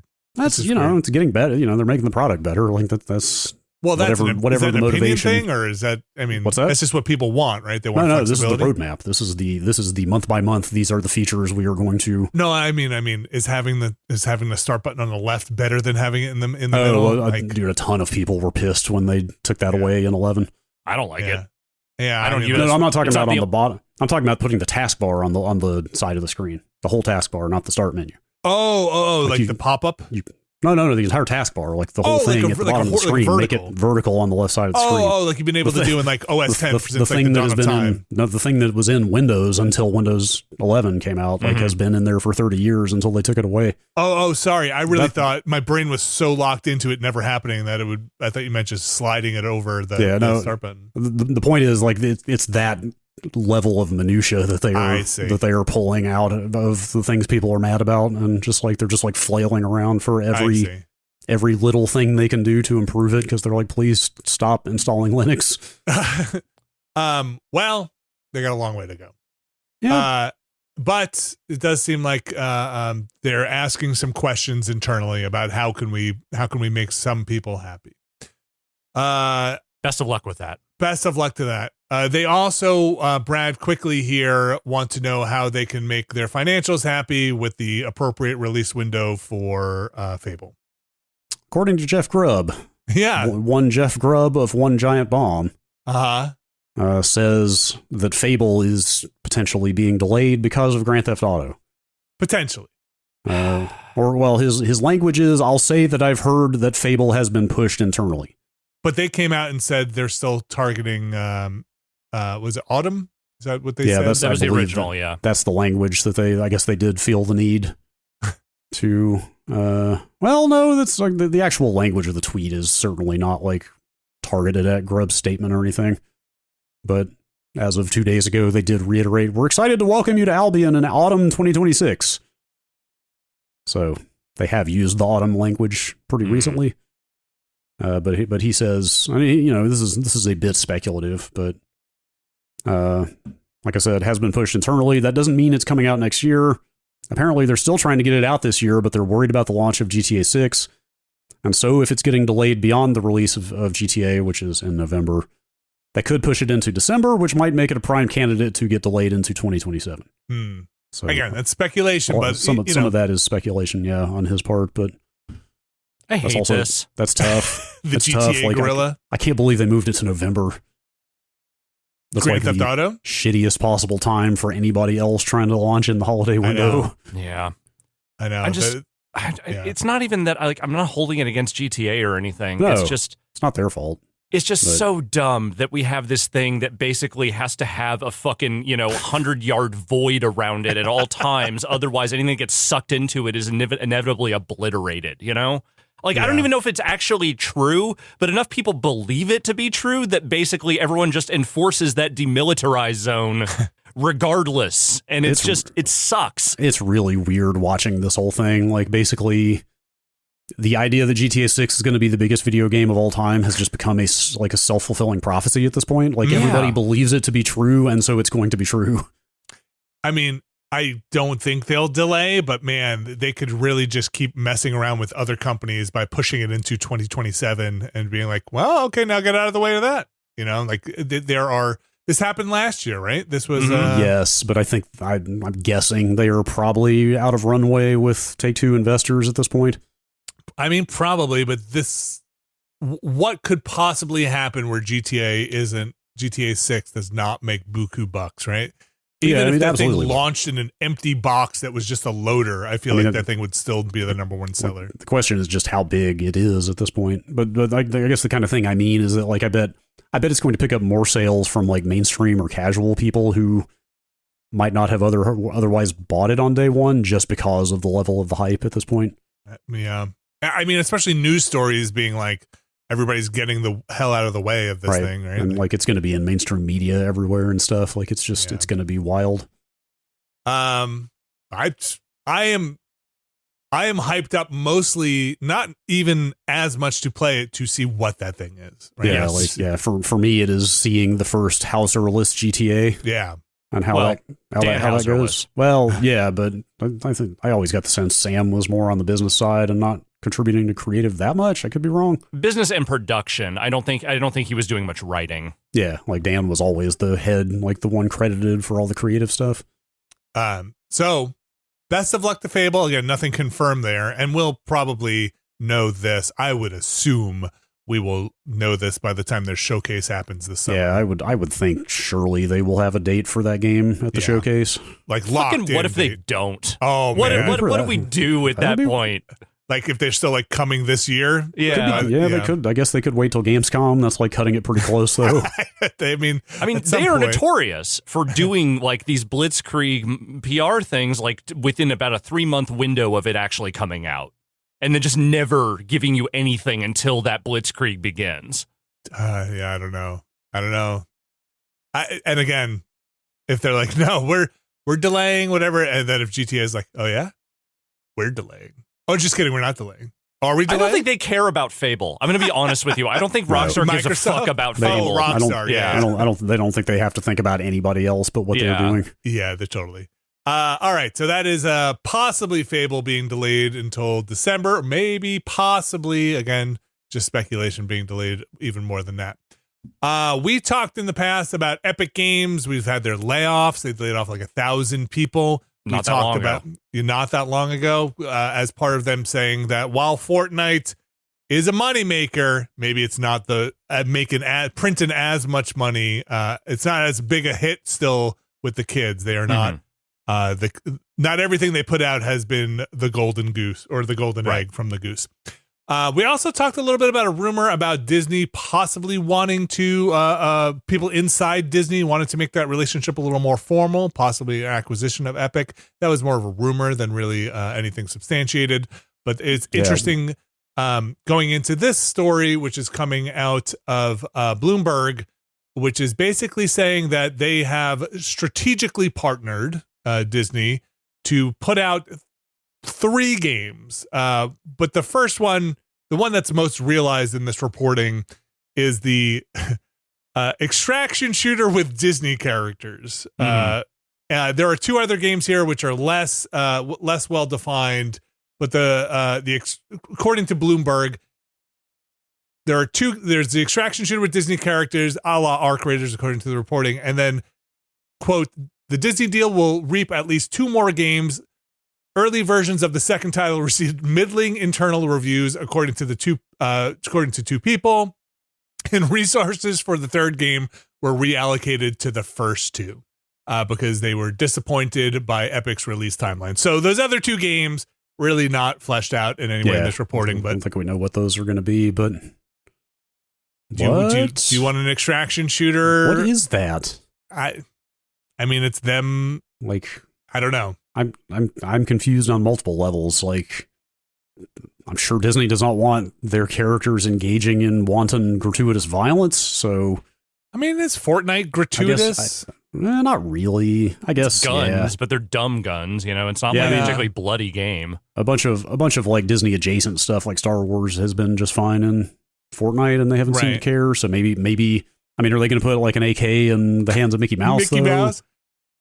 I think they would do something a little more cartoony. Like, yeah, of course, they also like kind of don't use their classic stable of characters much for anything anymore. My presumption is because they are too close to entering public domain. They don't want to bank on characters they can't continue to monetize forever. Well, sometimes it feels like Disney goes back and they go pull those old versions of characters, maybe in some ploy to make sure that people know they're still using those old like 30s and 40s versions of characters. But yeah, I mean, it sounds like from this reporting, it's a fairly long story that also goes into a lot more of Epic. I think it's actually a really interesting read on the Bloomberg story about what's happening inside Epic, what things they've shut down over the past couple of months or year, what initiatives they've tried, what some of the internal turn and burn culture. I didn't realize that Epic had this, according to this reporting, has maybe a culture of just launch it, just get it out there, and we'll figure it out later. Yeah, I mean, that's how the Fortnite Battle Royale came to be. That was only 3 months after it launched or something. Like, it was very quick after release. I think they said 10 weeks in this story. Is that what it was? So they're constantly pumping content into Fortnite proper. So like they definitely have a pretty breakneck pace. That's what this story goes more into here, about the pace of just kind of rapid iteration, trying stuff out. Version 0.5, I think they say sometimes in the story, of like that Darth Vader thing. And again, some of the reporting saying that maybe that thing Darth Vader thing wasn't good to go. Necessarily. It was good to go. It was perhaps the a next little one too will good. be great. So considering how many racial slurs it was spewing on day one, it was extremely primed. The biggest thing that came out of here, I think that might be relevant to the audience, is like, hey, Disney wants to make this extraction shooter, and that they are doubling down with Epic, right? Like this relationship with Epic, they are clearly very happy with. It's funny, the reporting always mentions Marvel and Star Wars, but I mean, The Simpsons is Disney as well, right? That is unfortunately, yes, successful pairing of properties with Epic as well, which it sounds like only from you guys, because I know, Brad, you played the Star Wars one, but you guys seem pretty happy with the Simpsons one in its kind of recreation of Springfield. Was a successful integration. Yeah, I thought so. I liked it. Yeah. And I don't know. I can't remember if you mentioned this is all downstream of Disney dumping $1.5 billion into Epic a couple years ago. Yes. So there's like pretty big expectations for this. Like the bigger thing for me here is like, when did the extraction shooter just become the thing to make? I feel like it's over though, like, right? It's like, have we crested? No, it's definitely not over, but it's like Arc Raiders is the breakout at this point. And it's not that old. I know it isn't doing quite the same business, but Marathon seems like it has at least captured attention in a way that most of these other ones have not. Yeah, I don't know if the numbers are there to back that up. Like, the people that like it really like it, but it is like a pretty tiny fraction of what Arc Raiders has done sales-wise. But other than Arc Raiders and Tarkov, which again is like its own weird thing that barely even counts outside of the lunatics who like Tarkov. Mm-hmm. Like, the idea that like an extraction shooter is the first idea you go to when Disney's like, hey, make us a game. Like, it just doesn't feel like the way I guess if you're going to Epic, right? Like, well, yeah, but I mean, like the way that Battle Royale blew up. Yeah. Like, extraction shooters have not done that in the same way. It still feels like Arc Raiders is more of an outlier rather than a trend that genre is going to be huge. And they do. The reporting does say that they are aiming for Arc Raiders, right? This is kind of the quote. It will be a shooting game along the lines of Arc Raiders, but with Disney characters battling enemies until they can reach an extraction port. This is according to their sources. So far, again, this is from the reporting. So far, internal reviewers have expressed concerns that the game mechanics are not very original, but some of the employees are optimistic that Epic will get it right by the launch date. I mean, like in the same way that Fortnite was the WoW to PUBG, Like, if they could do the WoW of extraction shooters, then sure, maybe. If they can figure that out, I don't know what that would be. But, like that is not a friendly genre. Just like MMOs were not a friendly genre, and Battle Royale was not a friendly genre. Like, until somebody came along and made the friendly one. Maybe they'll figure that out, but I'm skeptical. Yeah, I again, my comment that have extraction shooters crested, sometimes it just feels like Arc Raiders spun out of orbit, like it That's obviously hit and about it being an outlier, like it's not necessarily replicable. Yeah. It from the reporting on this, and I should just credit the reporter from this Bloomberg article. I think it was Cecilia Anastasio. Yes. It's a very good, well-written story that kind of goes into maybe the trials that Epic is going through right now, trying to find their next thing, because it goes into also the Epic Game Store, their margins on that, things that people have been asking for in there. And the reporting also says that Epic wants to put more money into the Epic Game Store and try and make that a better, more competitive product with Steam. So I think Epic is at a real crossroads here, as Fortnite numbers seem to at least plateau, if not decline, or at least nothing's grabbing hold. Their initiatives to add all of these things in, bring Rocket League in, to bring, was it the music festival, the festival mode, Fortnite festival. Yeah, these things are not grabbing hold in the way that they maybe had anticipated. Epic times, or not? Does Disney? Okay, ready? Mm-hmm. Up, down, vote. 5 years time. Brad, does Disney own Epic? I don't think so. No? I don't think so. Alex, 5-year horizon here. Does Disney own Epic? They finally fulfilled the Epic Mickey promise. Yeah, right. I think it's possible, if not overly likely. I think it is a somewhat low 10s% of possibility for me. I think the shine is off now that the Fortnite plateauing narrative has taken hold. I think that just lowers the price of Epic. I think Disney picks them up, and I maybe a bunch will hinge on the success of this product. I don't know that Tim Sweeney seems like the kind of guy who's interested in selling. That is the only thing I would say. Is probably, will he take a payday and walk out? I don't know. He does not need a payday. He's worth like $9 billion or something like that. But he seems like such an ideologue with all the suing Apple and all that stuff. Like, he wants to be doing this shit. Right. That's why I find him sort of like unbearable, because like I can't imagine a person that actually wants to engage in this shit. Like, he doesn't need more money. It seems like he has a mission that he's on that is not served by just selling to a big corporation. But that mission is not always very coherent and often feels capricious in places. Like I'm still mad about them buying Bandcamp for basically no fucking reason and then offloading it again. Like, they do things sometimes that just don't feel very well thought out. I do feel like for you personally, Alex, with Harmonix and Bandcamp, he is fucking up my life. real right. I mean, look at Giant Bomb. Yeah. Small properties get bought and sold constantly. That's giant companies just do dumb things all the time. Well, we got one more block here. A lot of it is Kojima based. Before we get into this movie block, I had to go and look up some stuff here. So this block starts with a video game. Some casting for Physint. Mm-hmm. The PS PlayStation deal that Kojima has for their not Metal Gear game. Okay. Yes. Here's what I have written down. Okay. Kojima Productions involved in one way or another with Death Stranding Isolations, the animated series for Death Stranding. That would be a series, I think, on Disney Plus.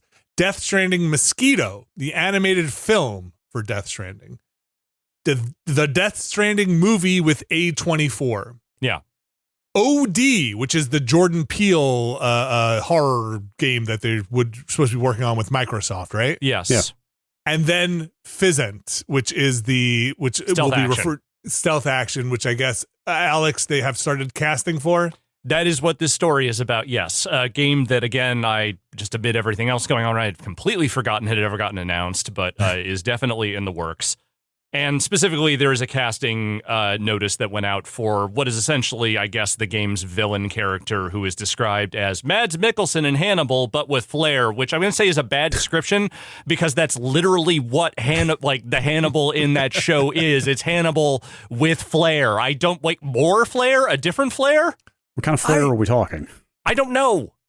All right, you guys have been around this as much as I have. Doesn't it seem ridiculous that Kojima doesn't know who's going to be his villain? That there would be a casting for this? I'm sure he's got a wish list, but maybe the actor he wants isn't available. You got to see. Impossible. You got to see who you can get. I guess I don't know. He had that person in mind from day one and will not compromise. Maybe they haven't been able to get anybody that he wanted, and that's why there's a casting call. I mean, I have to imagine this started out with him actually asking Mads, do you want to play this character, right? Because otherwise, why would you describe it this way? It's weird. When I saw this, I was a little bummed out because I was like, man, you just had him as the villain in 2 Death Strandings ago, like again? But then nobody bats an eye when film directors have like... longtime actor collaborators that they, you know what I mean? Like, yeah, there's no reason he couldn't go back. Certain directors cast the same actors over and over and over, and it's totally normal and accepted. But for some reason, in a video game, it seems weird. I have to imagine. I mean, again, he didn't come back for 2. I mean, there wasn't much for his character to do in 2, so I get that. But I do wonder if maybe doing the big mocap dance for Kojima once was enough for him. I'm not saying that Mads doesn't like him. I'm saying that he maybe just doesn't want to go through that rigmarole again. So there's not much else that is in here, right? Just that basically, and maybe the casting has game begun, and this does put a little bit of a potential timetable for this game, which is to say, if they are in the motion capture casting stage, probably going to be a while. Yeah, it was definitely a while, but it seems like it's actually, they moving along at least. They're probably not about to start shooting tomorrow, but it might be closer to like start shooting, quote unquote. You know what I mean? Like doing performance stuff is maybe not as far off as you thought. I mean, the bigger thing is that like OD still doesn't have a release date. So, I know. Like, is that company too full team? I mean, they're definitely not full teams because there would be no team in full production on Physint yet. But like, I assume what it is that like OD is like mostly or all done filming. It's still so weird that we talk about him filming, but you know what I mean? Mm-hmm. Yes. Like they're probably in full production where the rest of the game is getting built out. Animations, levels, mechanics are all being finalized, and he's on to probably finishing like writing and casting on Physint.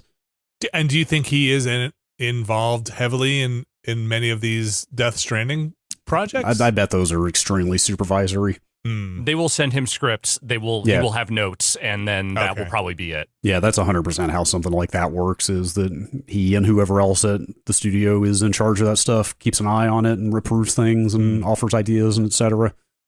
Well, what if we had one more little movie property in here? Sure, why not? So real quick before we move on there, I don't know if we've said this before, it's kind of impressive to me. Like, I think that might be the only developer that's ever had a game going for Microsoft and Sony at the same time. Like almost exclusive, like big exclusive, deal. Yeah, exclusive and published by one of the two head-to-head console makers. It's kind of amazing on both sides. It's a real King Kong Godzilla kind of thing. Mm-hmm. It's kind of impressive. Yeah, but if King Kong and Godzilla were made by the same guy. Yeah, or like basically getting paid to have them fight. Also, I was thinking about PT a lot over the weekend. Because I'm on a crusade to clean up the insane amount of old crap on my server, on my NAS. That's just, there's way too much old stuff hanging around. One of those things is a full PS4 backup that has PT in it.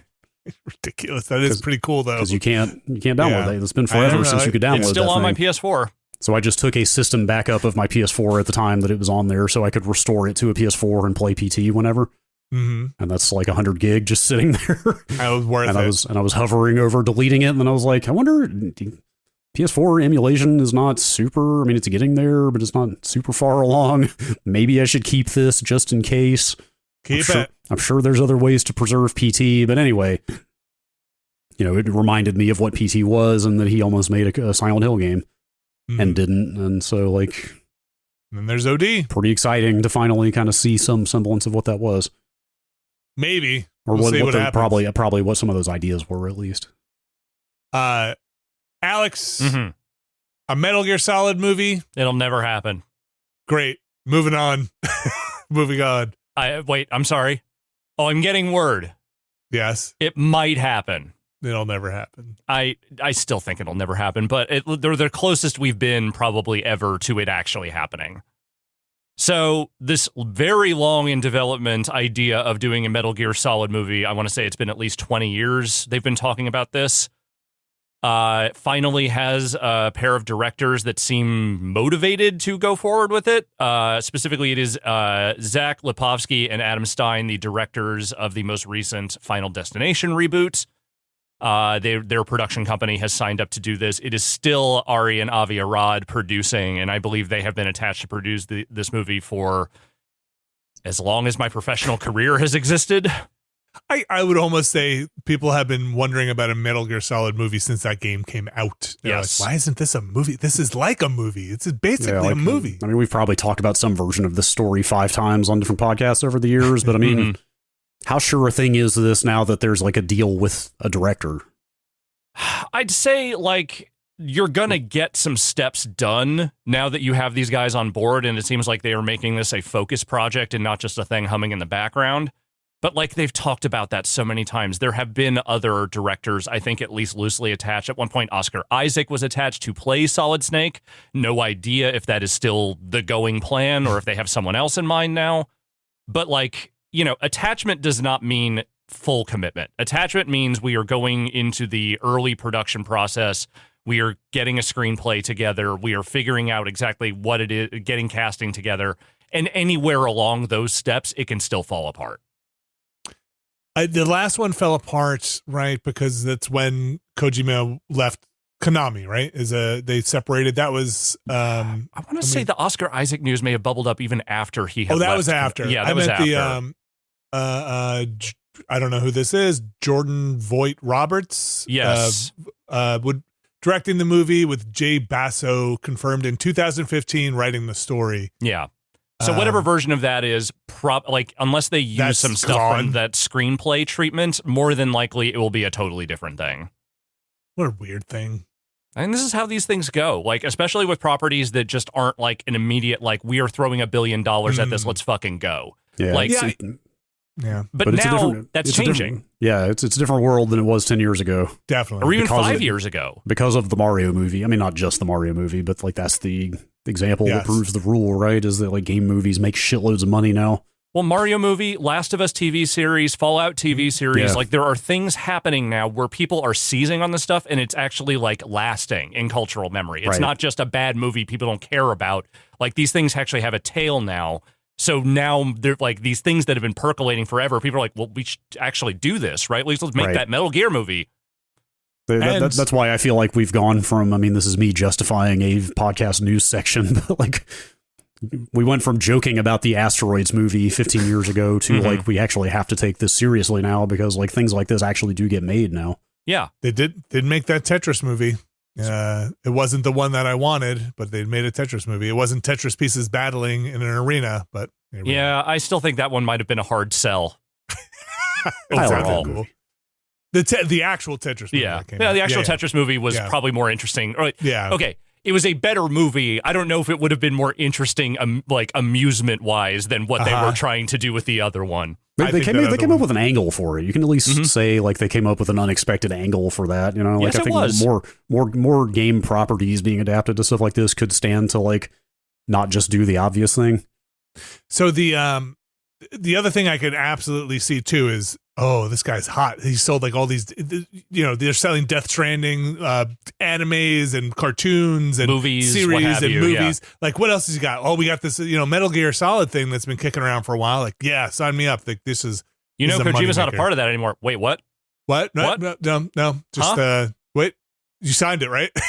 You're good. You're good. I mean, we can still do it, right? Like, it's. I mean, it sucks, but it's all right. We can still do it. It's still a movie. We can still make a movie. You okay? Do you think they go to him at all? They can't. No. I bet legally they can't. Do you think he has a cameo in it? No, absolutely not. No. Like I bet Konami wants him nowhere near that thing. That's what I mean, is that I bet you to get this thing off the ground, there would be some language that says this person is not involved in this. Aw. I mean, that sucks. Who knows? Who knows if there's maybe been a change of leadership at Konami or something that like eventually they could patch things up. Yeah, maybe new Konami but there's no indication at all that has happened at this point. At the absolute most, if that movie gets made, there is a credit error that says, based on the video game created by Konami and Hideo Kojima. Yeah, that might happen, but that's it. Well, I mean, look, that Castlevania stuff did well, right?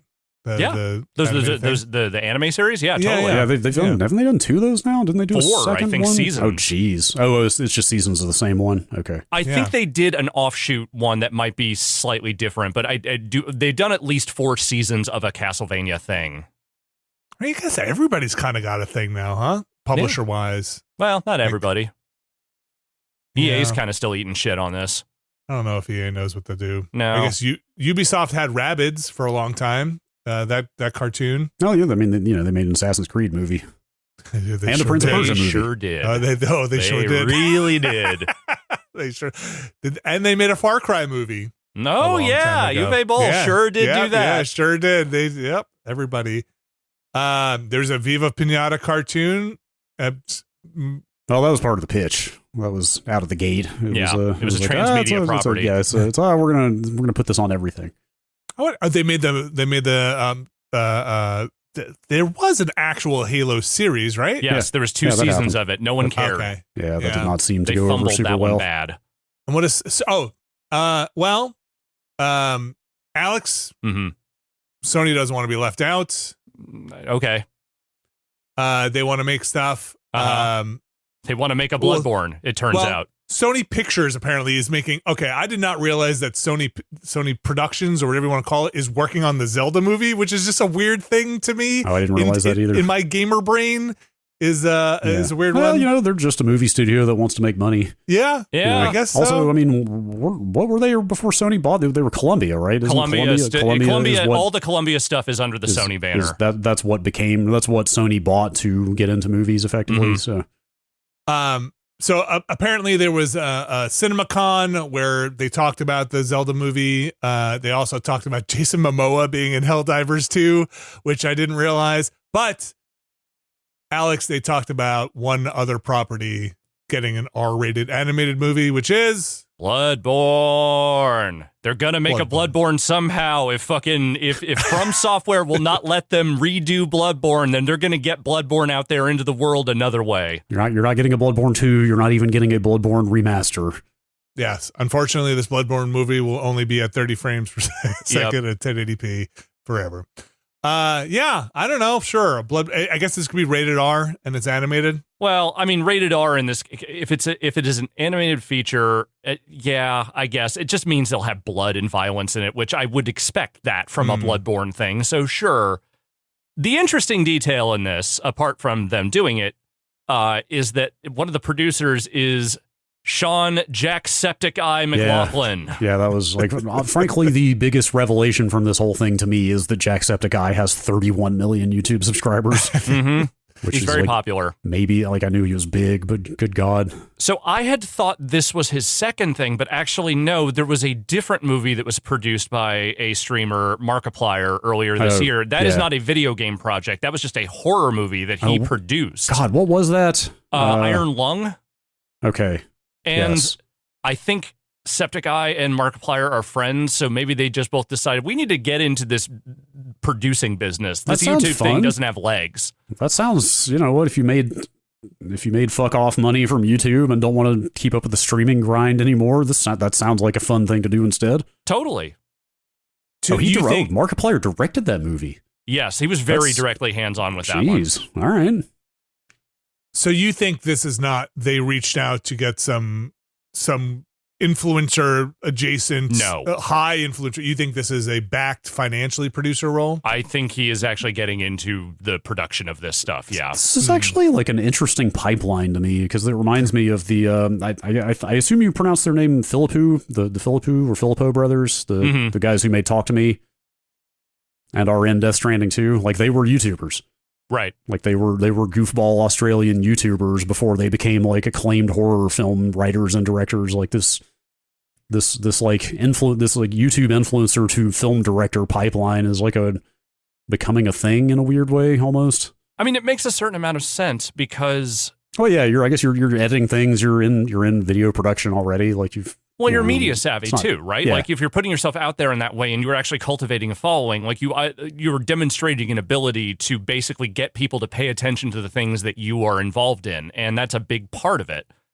And the other thing also is just that like, it makes sense because this is where you discover people now. Like if not explicitly YouTube, then platforms like it.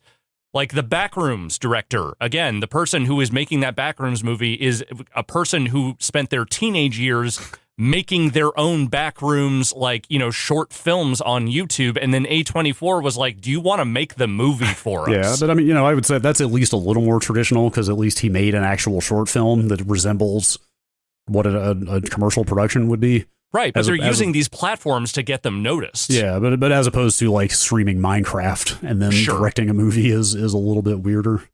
I mean, that also just might be a big realization that this is where your audience is. Your audience knows these people from this platform. Yeah, this is where the recognition is. And they will go see anything that, or give it credit because it is Jacksepticeye doing it. Be like, that's a legit movie. 31 million people, you're already building in a following, right? Yeah. To come see your movie. I don't know what that translates to in ticket sales or in rentals or if whatever. This is even a thing that is going to theaters. Like it could very easily be a thing that is like going to a streaming service. Which, again, you already have a good percentage probably of that. I mean, he's going to promote this to an audience that is already over 30 million people. Yes, and Bloodborne already has that recognition with that audience, so it's a pretty easy thing to say, like, hey, I'm making a Bloodborne animated movie, and having all those people go, fucking A, cool. Yeah. Or even, like, again, I don't know the specifics, even attached to it, right? You're going to make some money off of this. So good on him. Now, if he could just pull some strings to get Blue Point back to remake that canceled. That is several layers of extra work that I don't think is in that purview. Jason Momoa in Helldivers 2? Huh. Sure. Yeah. I mean, do you know what a Helldiver looks like under that helmet? I don't. Or whatever the Helldivers adaptation is called, I guess. Yeah. He could be any guy. Why not Jason Momoa? I was reading up about this before we got here because I didn't know that. And then there was some quote from somewhere that was just like from a director or somebody attached to the project that was, here it is. Helldivers balances satire with humanity. Helldivers balances satire with humanity. And the only person who I can think can pull this off is Jason Momoa. Okay. Sure. Yeah. I forget who is directing this. It's the Fast and Furious guy, right? Which one? Lin. Justin Lin's doing it?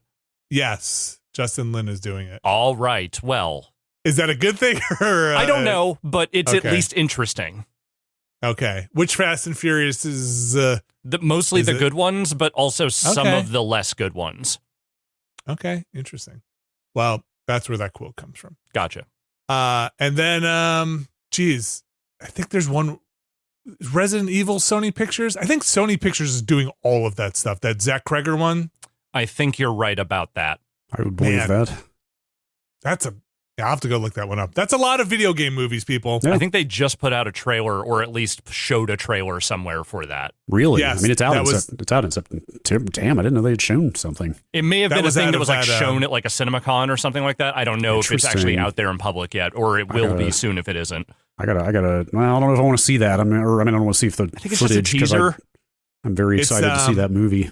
It did come out of that CinemaCon thing. It was behind closed doors. So they haven't shown it yet. A bunch of people were getting really mad about that movie recently. This has been known for ages, but it kind of bubbled back up in the Resident Evil community. I think it was after Requiem came out that it's not going to be just like a straight adaptation of one of the games, that he's like writing his own story.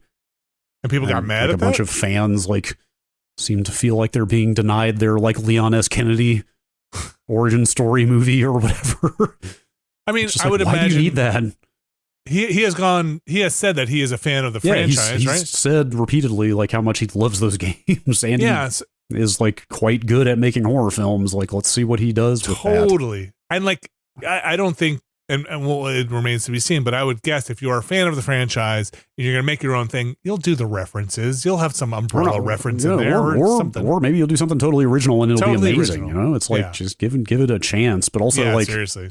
The type of Don't thing, be too precious. The type of thing they are saying they want is exactly why, like, for example, I just avoided the Last of Us series entirely because, like, I know that story already. Like, the game's already told that story. Like, do something new in that world.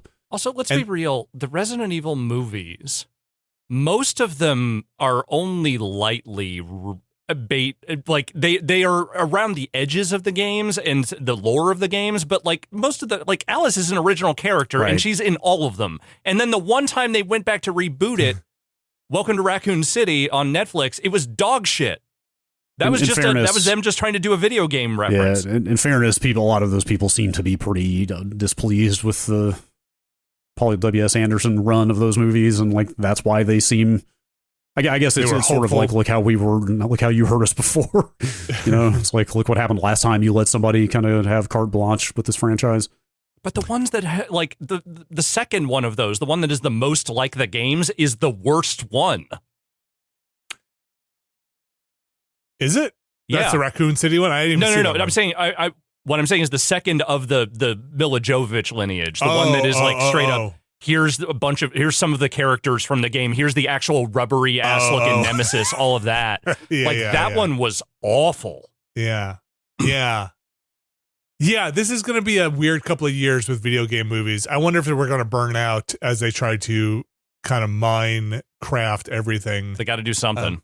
They got to do something. Movies need to do something. Yes, everything needs to do something. Well, that's going to do it for the news. I think for me, I'm just before we wrap up the news, I think the one that is on the bubble the most for me, and I mean that in every sense of the metaphor, because I think it is on the bubble in terms of will it do well or not, or will it make the bubble burst, is that live action Zelda movie. Like that movie. Yeah. That might be the thing that kills culture. I'm not sure. It might be the thing where people have like, we've dug too deep. I'm not at all convinced about the fate of that, yeah. And it might be like, well, if Nintendo takes a bath on this and we are all pulling out, all money stops. It might actually kill movies and video games at the same time. Some real matter and antimatter touching type shit. Collapse everything. All right, that's going to do it for the news. We also have an email address, podcast@nextlander.com. podcast@nextlander.com. podcast@nextlander.com. Brad, I don't know which emails you have picked yet, but I would like to just give a special shout out to two that I saw while you were going through it. I don't think these will be ones that you've read. One was a description of going under anesthesia, and I wanted to thank the person for sharing that whole story with us. I thought it was a really interesting tale about the surgery, and I don't know if we'll read that one. The other one was an asked for update on some Mass Effect stuff, which I don't know if that is for public consumption, but thank you for sharing that. Yes. Now I'm wondering if I should. I wasn't going to read that one, but now I don't know if I should. I mean, you could. Why don't you read the last line? Yeah, we could. I guess I could. There's nothing like super. I also, the wording from that one was also not clear to me. Yeah. But I guess we could read it anonymously. Yes. Okay. I mean, the email is basically just about the kind of team composition at Edmonton BioWare at this point and how many people are there and so forth. Almost none of the past BioWare staff remain at EA to transfer back, so the next Mass Effect will be done by an effectively new and first-time team. Also, a little bit of previous to that about like staffing isn't quite up for the level of it, full-on production. Like the gist of it is that the team size currently is nowhere near big enough to make a full game at the moment, so they're going to have to staff up substantially still. They're not at that point yet. And I'm going to tell you right now, that will not happen until that Saudi deal has gone through. I have to imagine that puts everything in some degree of limbo. Stasis. These are not grub level revelations here, but I do appreciate I am still Mass Effect, one of my favorite franchises. So yeah, I mean that email has a lot of other detail that does sound like quite informed. So I have to assume there's legitimacy there. But yeah, look, if you told me that game is still in early stages of productions, I would absolutely believe it. Absolutely. Indeed. Why don't we read? Gosh, a lot of different directions this could go right now. Okay, this one's. We were just talking about this, so I should just read this one from Zach in Savage, Minnesota, about the Mario Galaxy movie. I have a 5-year-old who loves Mario, so I found myself at the Mario Galaxy movie last week. It's abysmal and just remarkably worse than the first one, but we all knew that already. What I wanted to write in and say was about the point of Nintendo exercising too much creative control over that movie. Miyamoto is the first credited name when it starts, before the director or anyone from Illumination. Also, the idea that they won't reference or acknowledge anything from the live-action Mario movie. I'm here to say that the Devo gun plays a small but important role in the back half of that movie. Oh, that's fun. That's an old Mario Brothers live action. Mm-hmm. I don't remember the Devo gun. It's the thing that turns the people into the dinosaurs with the tiny heads. Wow. The de-evolution gun. Yeah. Oh, right. Okay. Yeah. I was trying to figure out how Devo factored into that whole thing. Yeah. Mark Mothersbaugh is innocent. Don't worry. Yeah. It's what, I think, who gets shot with it? Bowser gets shot and turns into an ape at the end, right? Yes. Or a monkey? Or no, because remember, it's the shitty human guy that gets shot with it. Oh, and then, the mayor. Then Dennis Hopper points at it and goes, monkey. Monkey. Yeah. Yes. Right. Yeah. Who could forget? Yeah. One of the all-time line deliveries. At the end of this email, P.S. I'm pretty sure Star Fox has more lines than Mario, Luigi, and Rosalina combined. Apparently, the Star Fox bit of that movie is so out of nowhere and so prominent that it can't be anything other than a direct promotion for an upcoming video game. Nintendo got to get paid. Mm-hmm. Remember me? I'm Star Fox. Yep. Okay. Yes. I want to do this email, but I don't know how well this is going to work. Okay. Because I'm contemplating playing a YouTube video into my microphone. Oh, boy. Maybe you could just send me the audio? This is from Joe in New York. Mm-hmm. You need to hear it live, though. Okay. I can do that. I don't know if you can play it into your microphone. This is very low tech. It's about Magikarp. Okay. This is about the week that Lexi was on, and we talked about Pokemon, Pokopia. Magikarp is notoriously useless and constantly dunked on. Here is the official Magikarp song, which covers all of this. Oh, I'm afraid I've heard this, Brad. Okay, you know the song. Yeah. I guess I could. No, when this email came in, I clicked through here. Okay, well, I'll give it a shot here. Yes. Here we go. Totally pathetic, unreliable, known throughout the world for being super weak. Maybe in ancient times it was really strong. That's what the rumors say, but they're probably wrong. But now it's so weak, the weakest in the land. So weak that it's sad, really, really sad. The weak Pokemon, that's you, Magikarp. But though you are the weakest, still you from my heart. Oh, weak Pokemon, my love for you is strong. Honestly, it's magical, it's an endless line. Yep. I got it. Yep. All right, you get the point. It goes on for Pokemon. It goes on for another 3.5 minutes. Yep. It's a very similar refrain. The weak Pokemon. And everybody hates Magikarp. Therefore, I love Magikarp. Yeah. You need a weak one in there to balance everything out. Maybe that's the whole point. I don't know. It's a good song. Join us as we catch up on more 35-year-old Pokemon lore. Yeah, right. Look, we all were just a little too old to be into Pokemon at the correct age range. It's true. Yeah. All right. Let's do one more quick email. It's also from Zach in Savage, Minnesota. Okay, Zach. Just wanted to get Alex and Brad's thoughts on the news last week that WWE's Triple H believes Sane Anger to be the best Metallica album. Okay. Yeah, that about sums up my thought. Is that the email as well? That's the whole thing. Yeah. Triple H is not great for a lot of reasons. I was going to say, doesn't he kind of suck? Like, of course you would think this. I mean, yes. The big thing is that he also has fairly terrible music taste in the way that most pro wrestlers tend to. Him being a Metallica guy is the least surprising thing in the world. I mean, again, he had literally Motorhead do his theme for a number of years. Like, that's fine. That's fine. I have nothing against Motorhead. My point is that, like, that's the level of, like, metal brow he is generally operating at. But Saint Anger as your favorite Metallica album is a specific strain that I don't think I ever would have necessarily applied to anyone, let alone him. But it does make a certain kind of sense because he has terrible taste in everything. I mean, do you have any other good wrestler music taste pairings since you referenced them?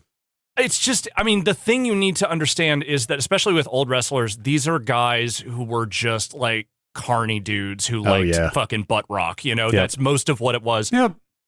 I've heard the legendary story many times about Vince McMahon signaling his entry to the staff gym by having AC/DC play at full volume so that people knew he was coming.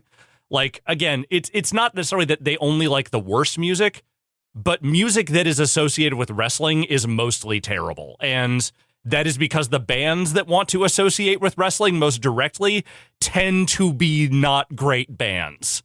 There's a reason why nu metal took so intense a foothold in wrestling for so many years. All right. Is there a whole academic field about music and wrestling that is waiting to be can I take a course? I mean, I could give you a light one if you want. The basic gist is, for the early days of WWF's biggest years, all their music was composed more or less by one guy. Sometimes they would pull in some like royalty-free stuff. Oh, but yeah, they had one composer named Jim Johnson who did a ton of their most like iconic themes. Oh, really? Yes. I had no idea. He was an in-house guy, and then they started getting bigger around the Attitude Era. He was still doing stuff, but then they could get real bands to record themes for some of these wrestlers and whatnot. So they've got everyone from fucking, you know, the most like nu metal runoff bands like fucking Alter Bridge and fucking Killswitch Engage or whatever, to like Our Lady Peace and like these other like alt rock bands and stuff doing their themes. And then that got expensive, and then they stopped doing that. And then I think most recently they've been contracting these current guys. I don't know. I remember Def Rebel, I think is the name of the group, but it's like a producer and like some other dude. All their shit sounds the same now. Like all their music basically just sounds like they might as well be AI generated. Like there is barely any differentiation between themes, and what is there is mostly awful. Who came up with that earworm? Was it I am a real American? So Rick Derringer wrote that. Isn't that the Hulk Hogan thing though? Yes, that's the Hulk Hogan theme. That was his Real American theme. So Rick Derringer did that song. That was a rare early instance of them having another artist do theme music. Was that on Pile Driver? Probably. Okay. It was on one of those WWF albums. I know that. How many did they make? A few. Oh boy. Some are just Who has more albums, WWE or The Simpsons? Oh, definitely WWE. Oh, okay. Definitely. They put out so many compilation albums of all their music and whatever. Like really? That is a whole cottage industry for them. All right. Well, that's going to do it for the emails. Yeah. I think so. Thanks for everybody for writing in and sharing your stories and sharing your feedback. We do appreciate it. That email address is podcast@nextlander.com. Bunch of interesting emails. Thanks everybody for writing in. That's going to do it for our show. Happy to say we've got the return of the Watchcast. Mm-hmm. We're back. Alex, what's going on? So we have officially kicked off it's going to go into May, but our month of Cohen's comedies, Oh Brother, Where Art Thou, is up on the Patreon right now. We will be recording The Hudsucker Proxy later this week. Very cool. And then we've got Raising Arizona. And what's the last one? Burn After Reading. Burn After Reading, yes. In our Coen Brothers Comedy Month. Month-ish. So you can go check that out. That's on the Patreon currently. Oh Brother, Where Art Thou? On our Patreon, patreon.com/Nextlander. We've also got Abby Russell playing through Resident Evil. She is Leoning it up as he runs around doing Leon things. It seems like Abby is actually really enjoying playing as Leon and taking it to those zombies. So that's a lot of fun. I realized, I will say, sometimes I can tell just by looking for a thumbnail, like, oh, okay, what were the interesting parts of a thing? There are no cutscenes in the 2 hours that she played as Leon. None. None. Because I was looking like, oh, usually I'll try and grab a cutscene because the camera's turned around. You can see somebody's face. There were. You mean that whole like get the parts of the detonator sequence? Yeah, and she's finished with nothing, it. Does it never? There are a couple of swing around the camera parts. One where he's like falling off a lift and he jumps off, and like, but no really big dramatic moments I could find, at least that I remembered. And I was like, that is a very kind of I could see why people say that section drags, because there were last time, the last episode, because it's not that whole section from beginning to end. There is that big one when he first enters the environment and when he finds the soldiers that are on the ground. That's definitely a cutscene. Yeah, but it's long. It's a lot of back and forth. And it's kind of uninterrupted. You're just kind of running around. Yeah. Anyway, just thought I noticed that when I was looking for a thumbnail. But you can catch that up now. And also we'll have a grab bag on this Friday. I think there's enough stuff out where we can drop in there, show off some of what we've been playing.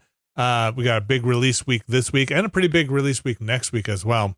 And maybe till the end of the month. I think Soros is 2 weeks, right? Mm-hmm. So a lot of stuff on the calendar. Ultimate Drummer. I mean, it's right here. I'm just it's finally so close. It's so close. It's so close.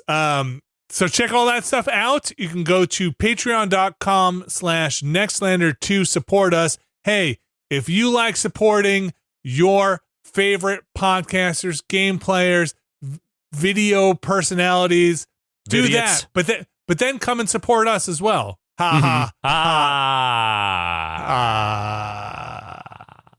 But then support us as well. Yeah.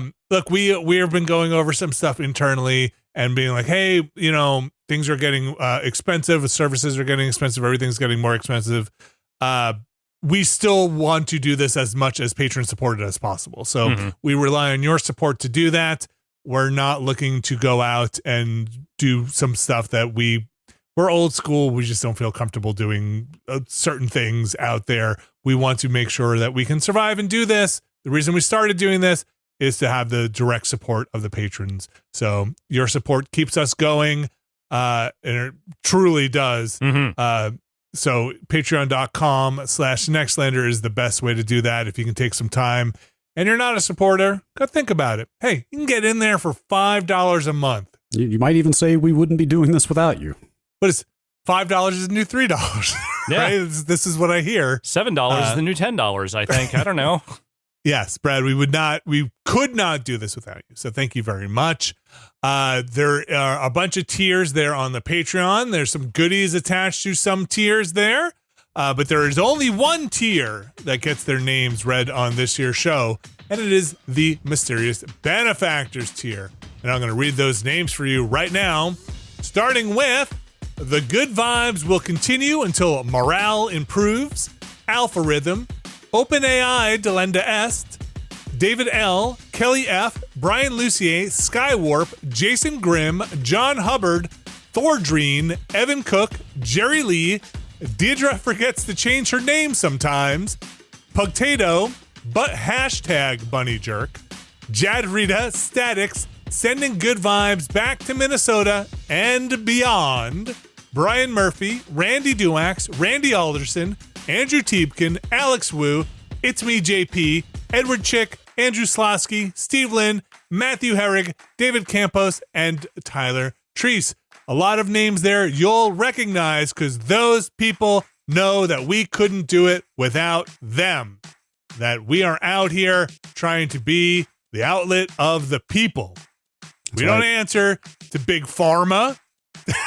We don't answer to big video game. We answer billions of small donations. We answer to you out there. Or we answer to ourselves and then to you. Yes. Gotta go what's in your heart. Yeah. You gotta make something for yourself before you can really start making do. things for other people. It's true. It's really so very true. Brad Shoemaker, thanks for joining us. Thank you. Alex Navarro, thanks as always for joining us. Thank you. Brad, how you feeling? I'm all right. Yeah. I feel like we had a week. I saw some people asking in the various sites around the internet, be like, oh my gosh, first time I saw Brad. Not everybody's catching the Ramblecast. Yeah. Not everybody's catching stuff. You are still recovering from surgery. Yep. People are seeing you in a neck brace. Still another 4 weeks of this thing. 4 weeks, but you are feeling generally okay. Yeah, I'm pretty fine. Okay, good to hear. Good to hear. Well, thank you guys for joining us. Thanks everybody for emailing in, for supporting us. And again, patreon.com/Nextlander, where you can go support us directly. We will be back with another Nextlander podcast next week. See ya.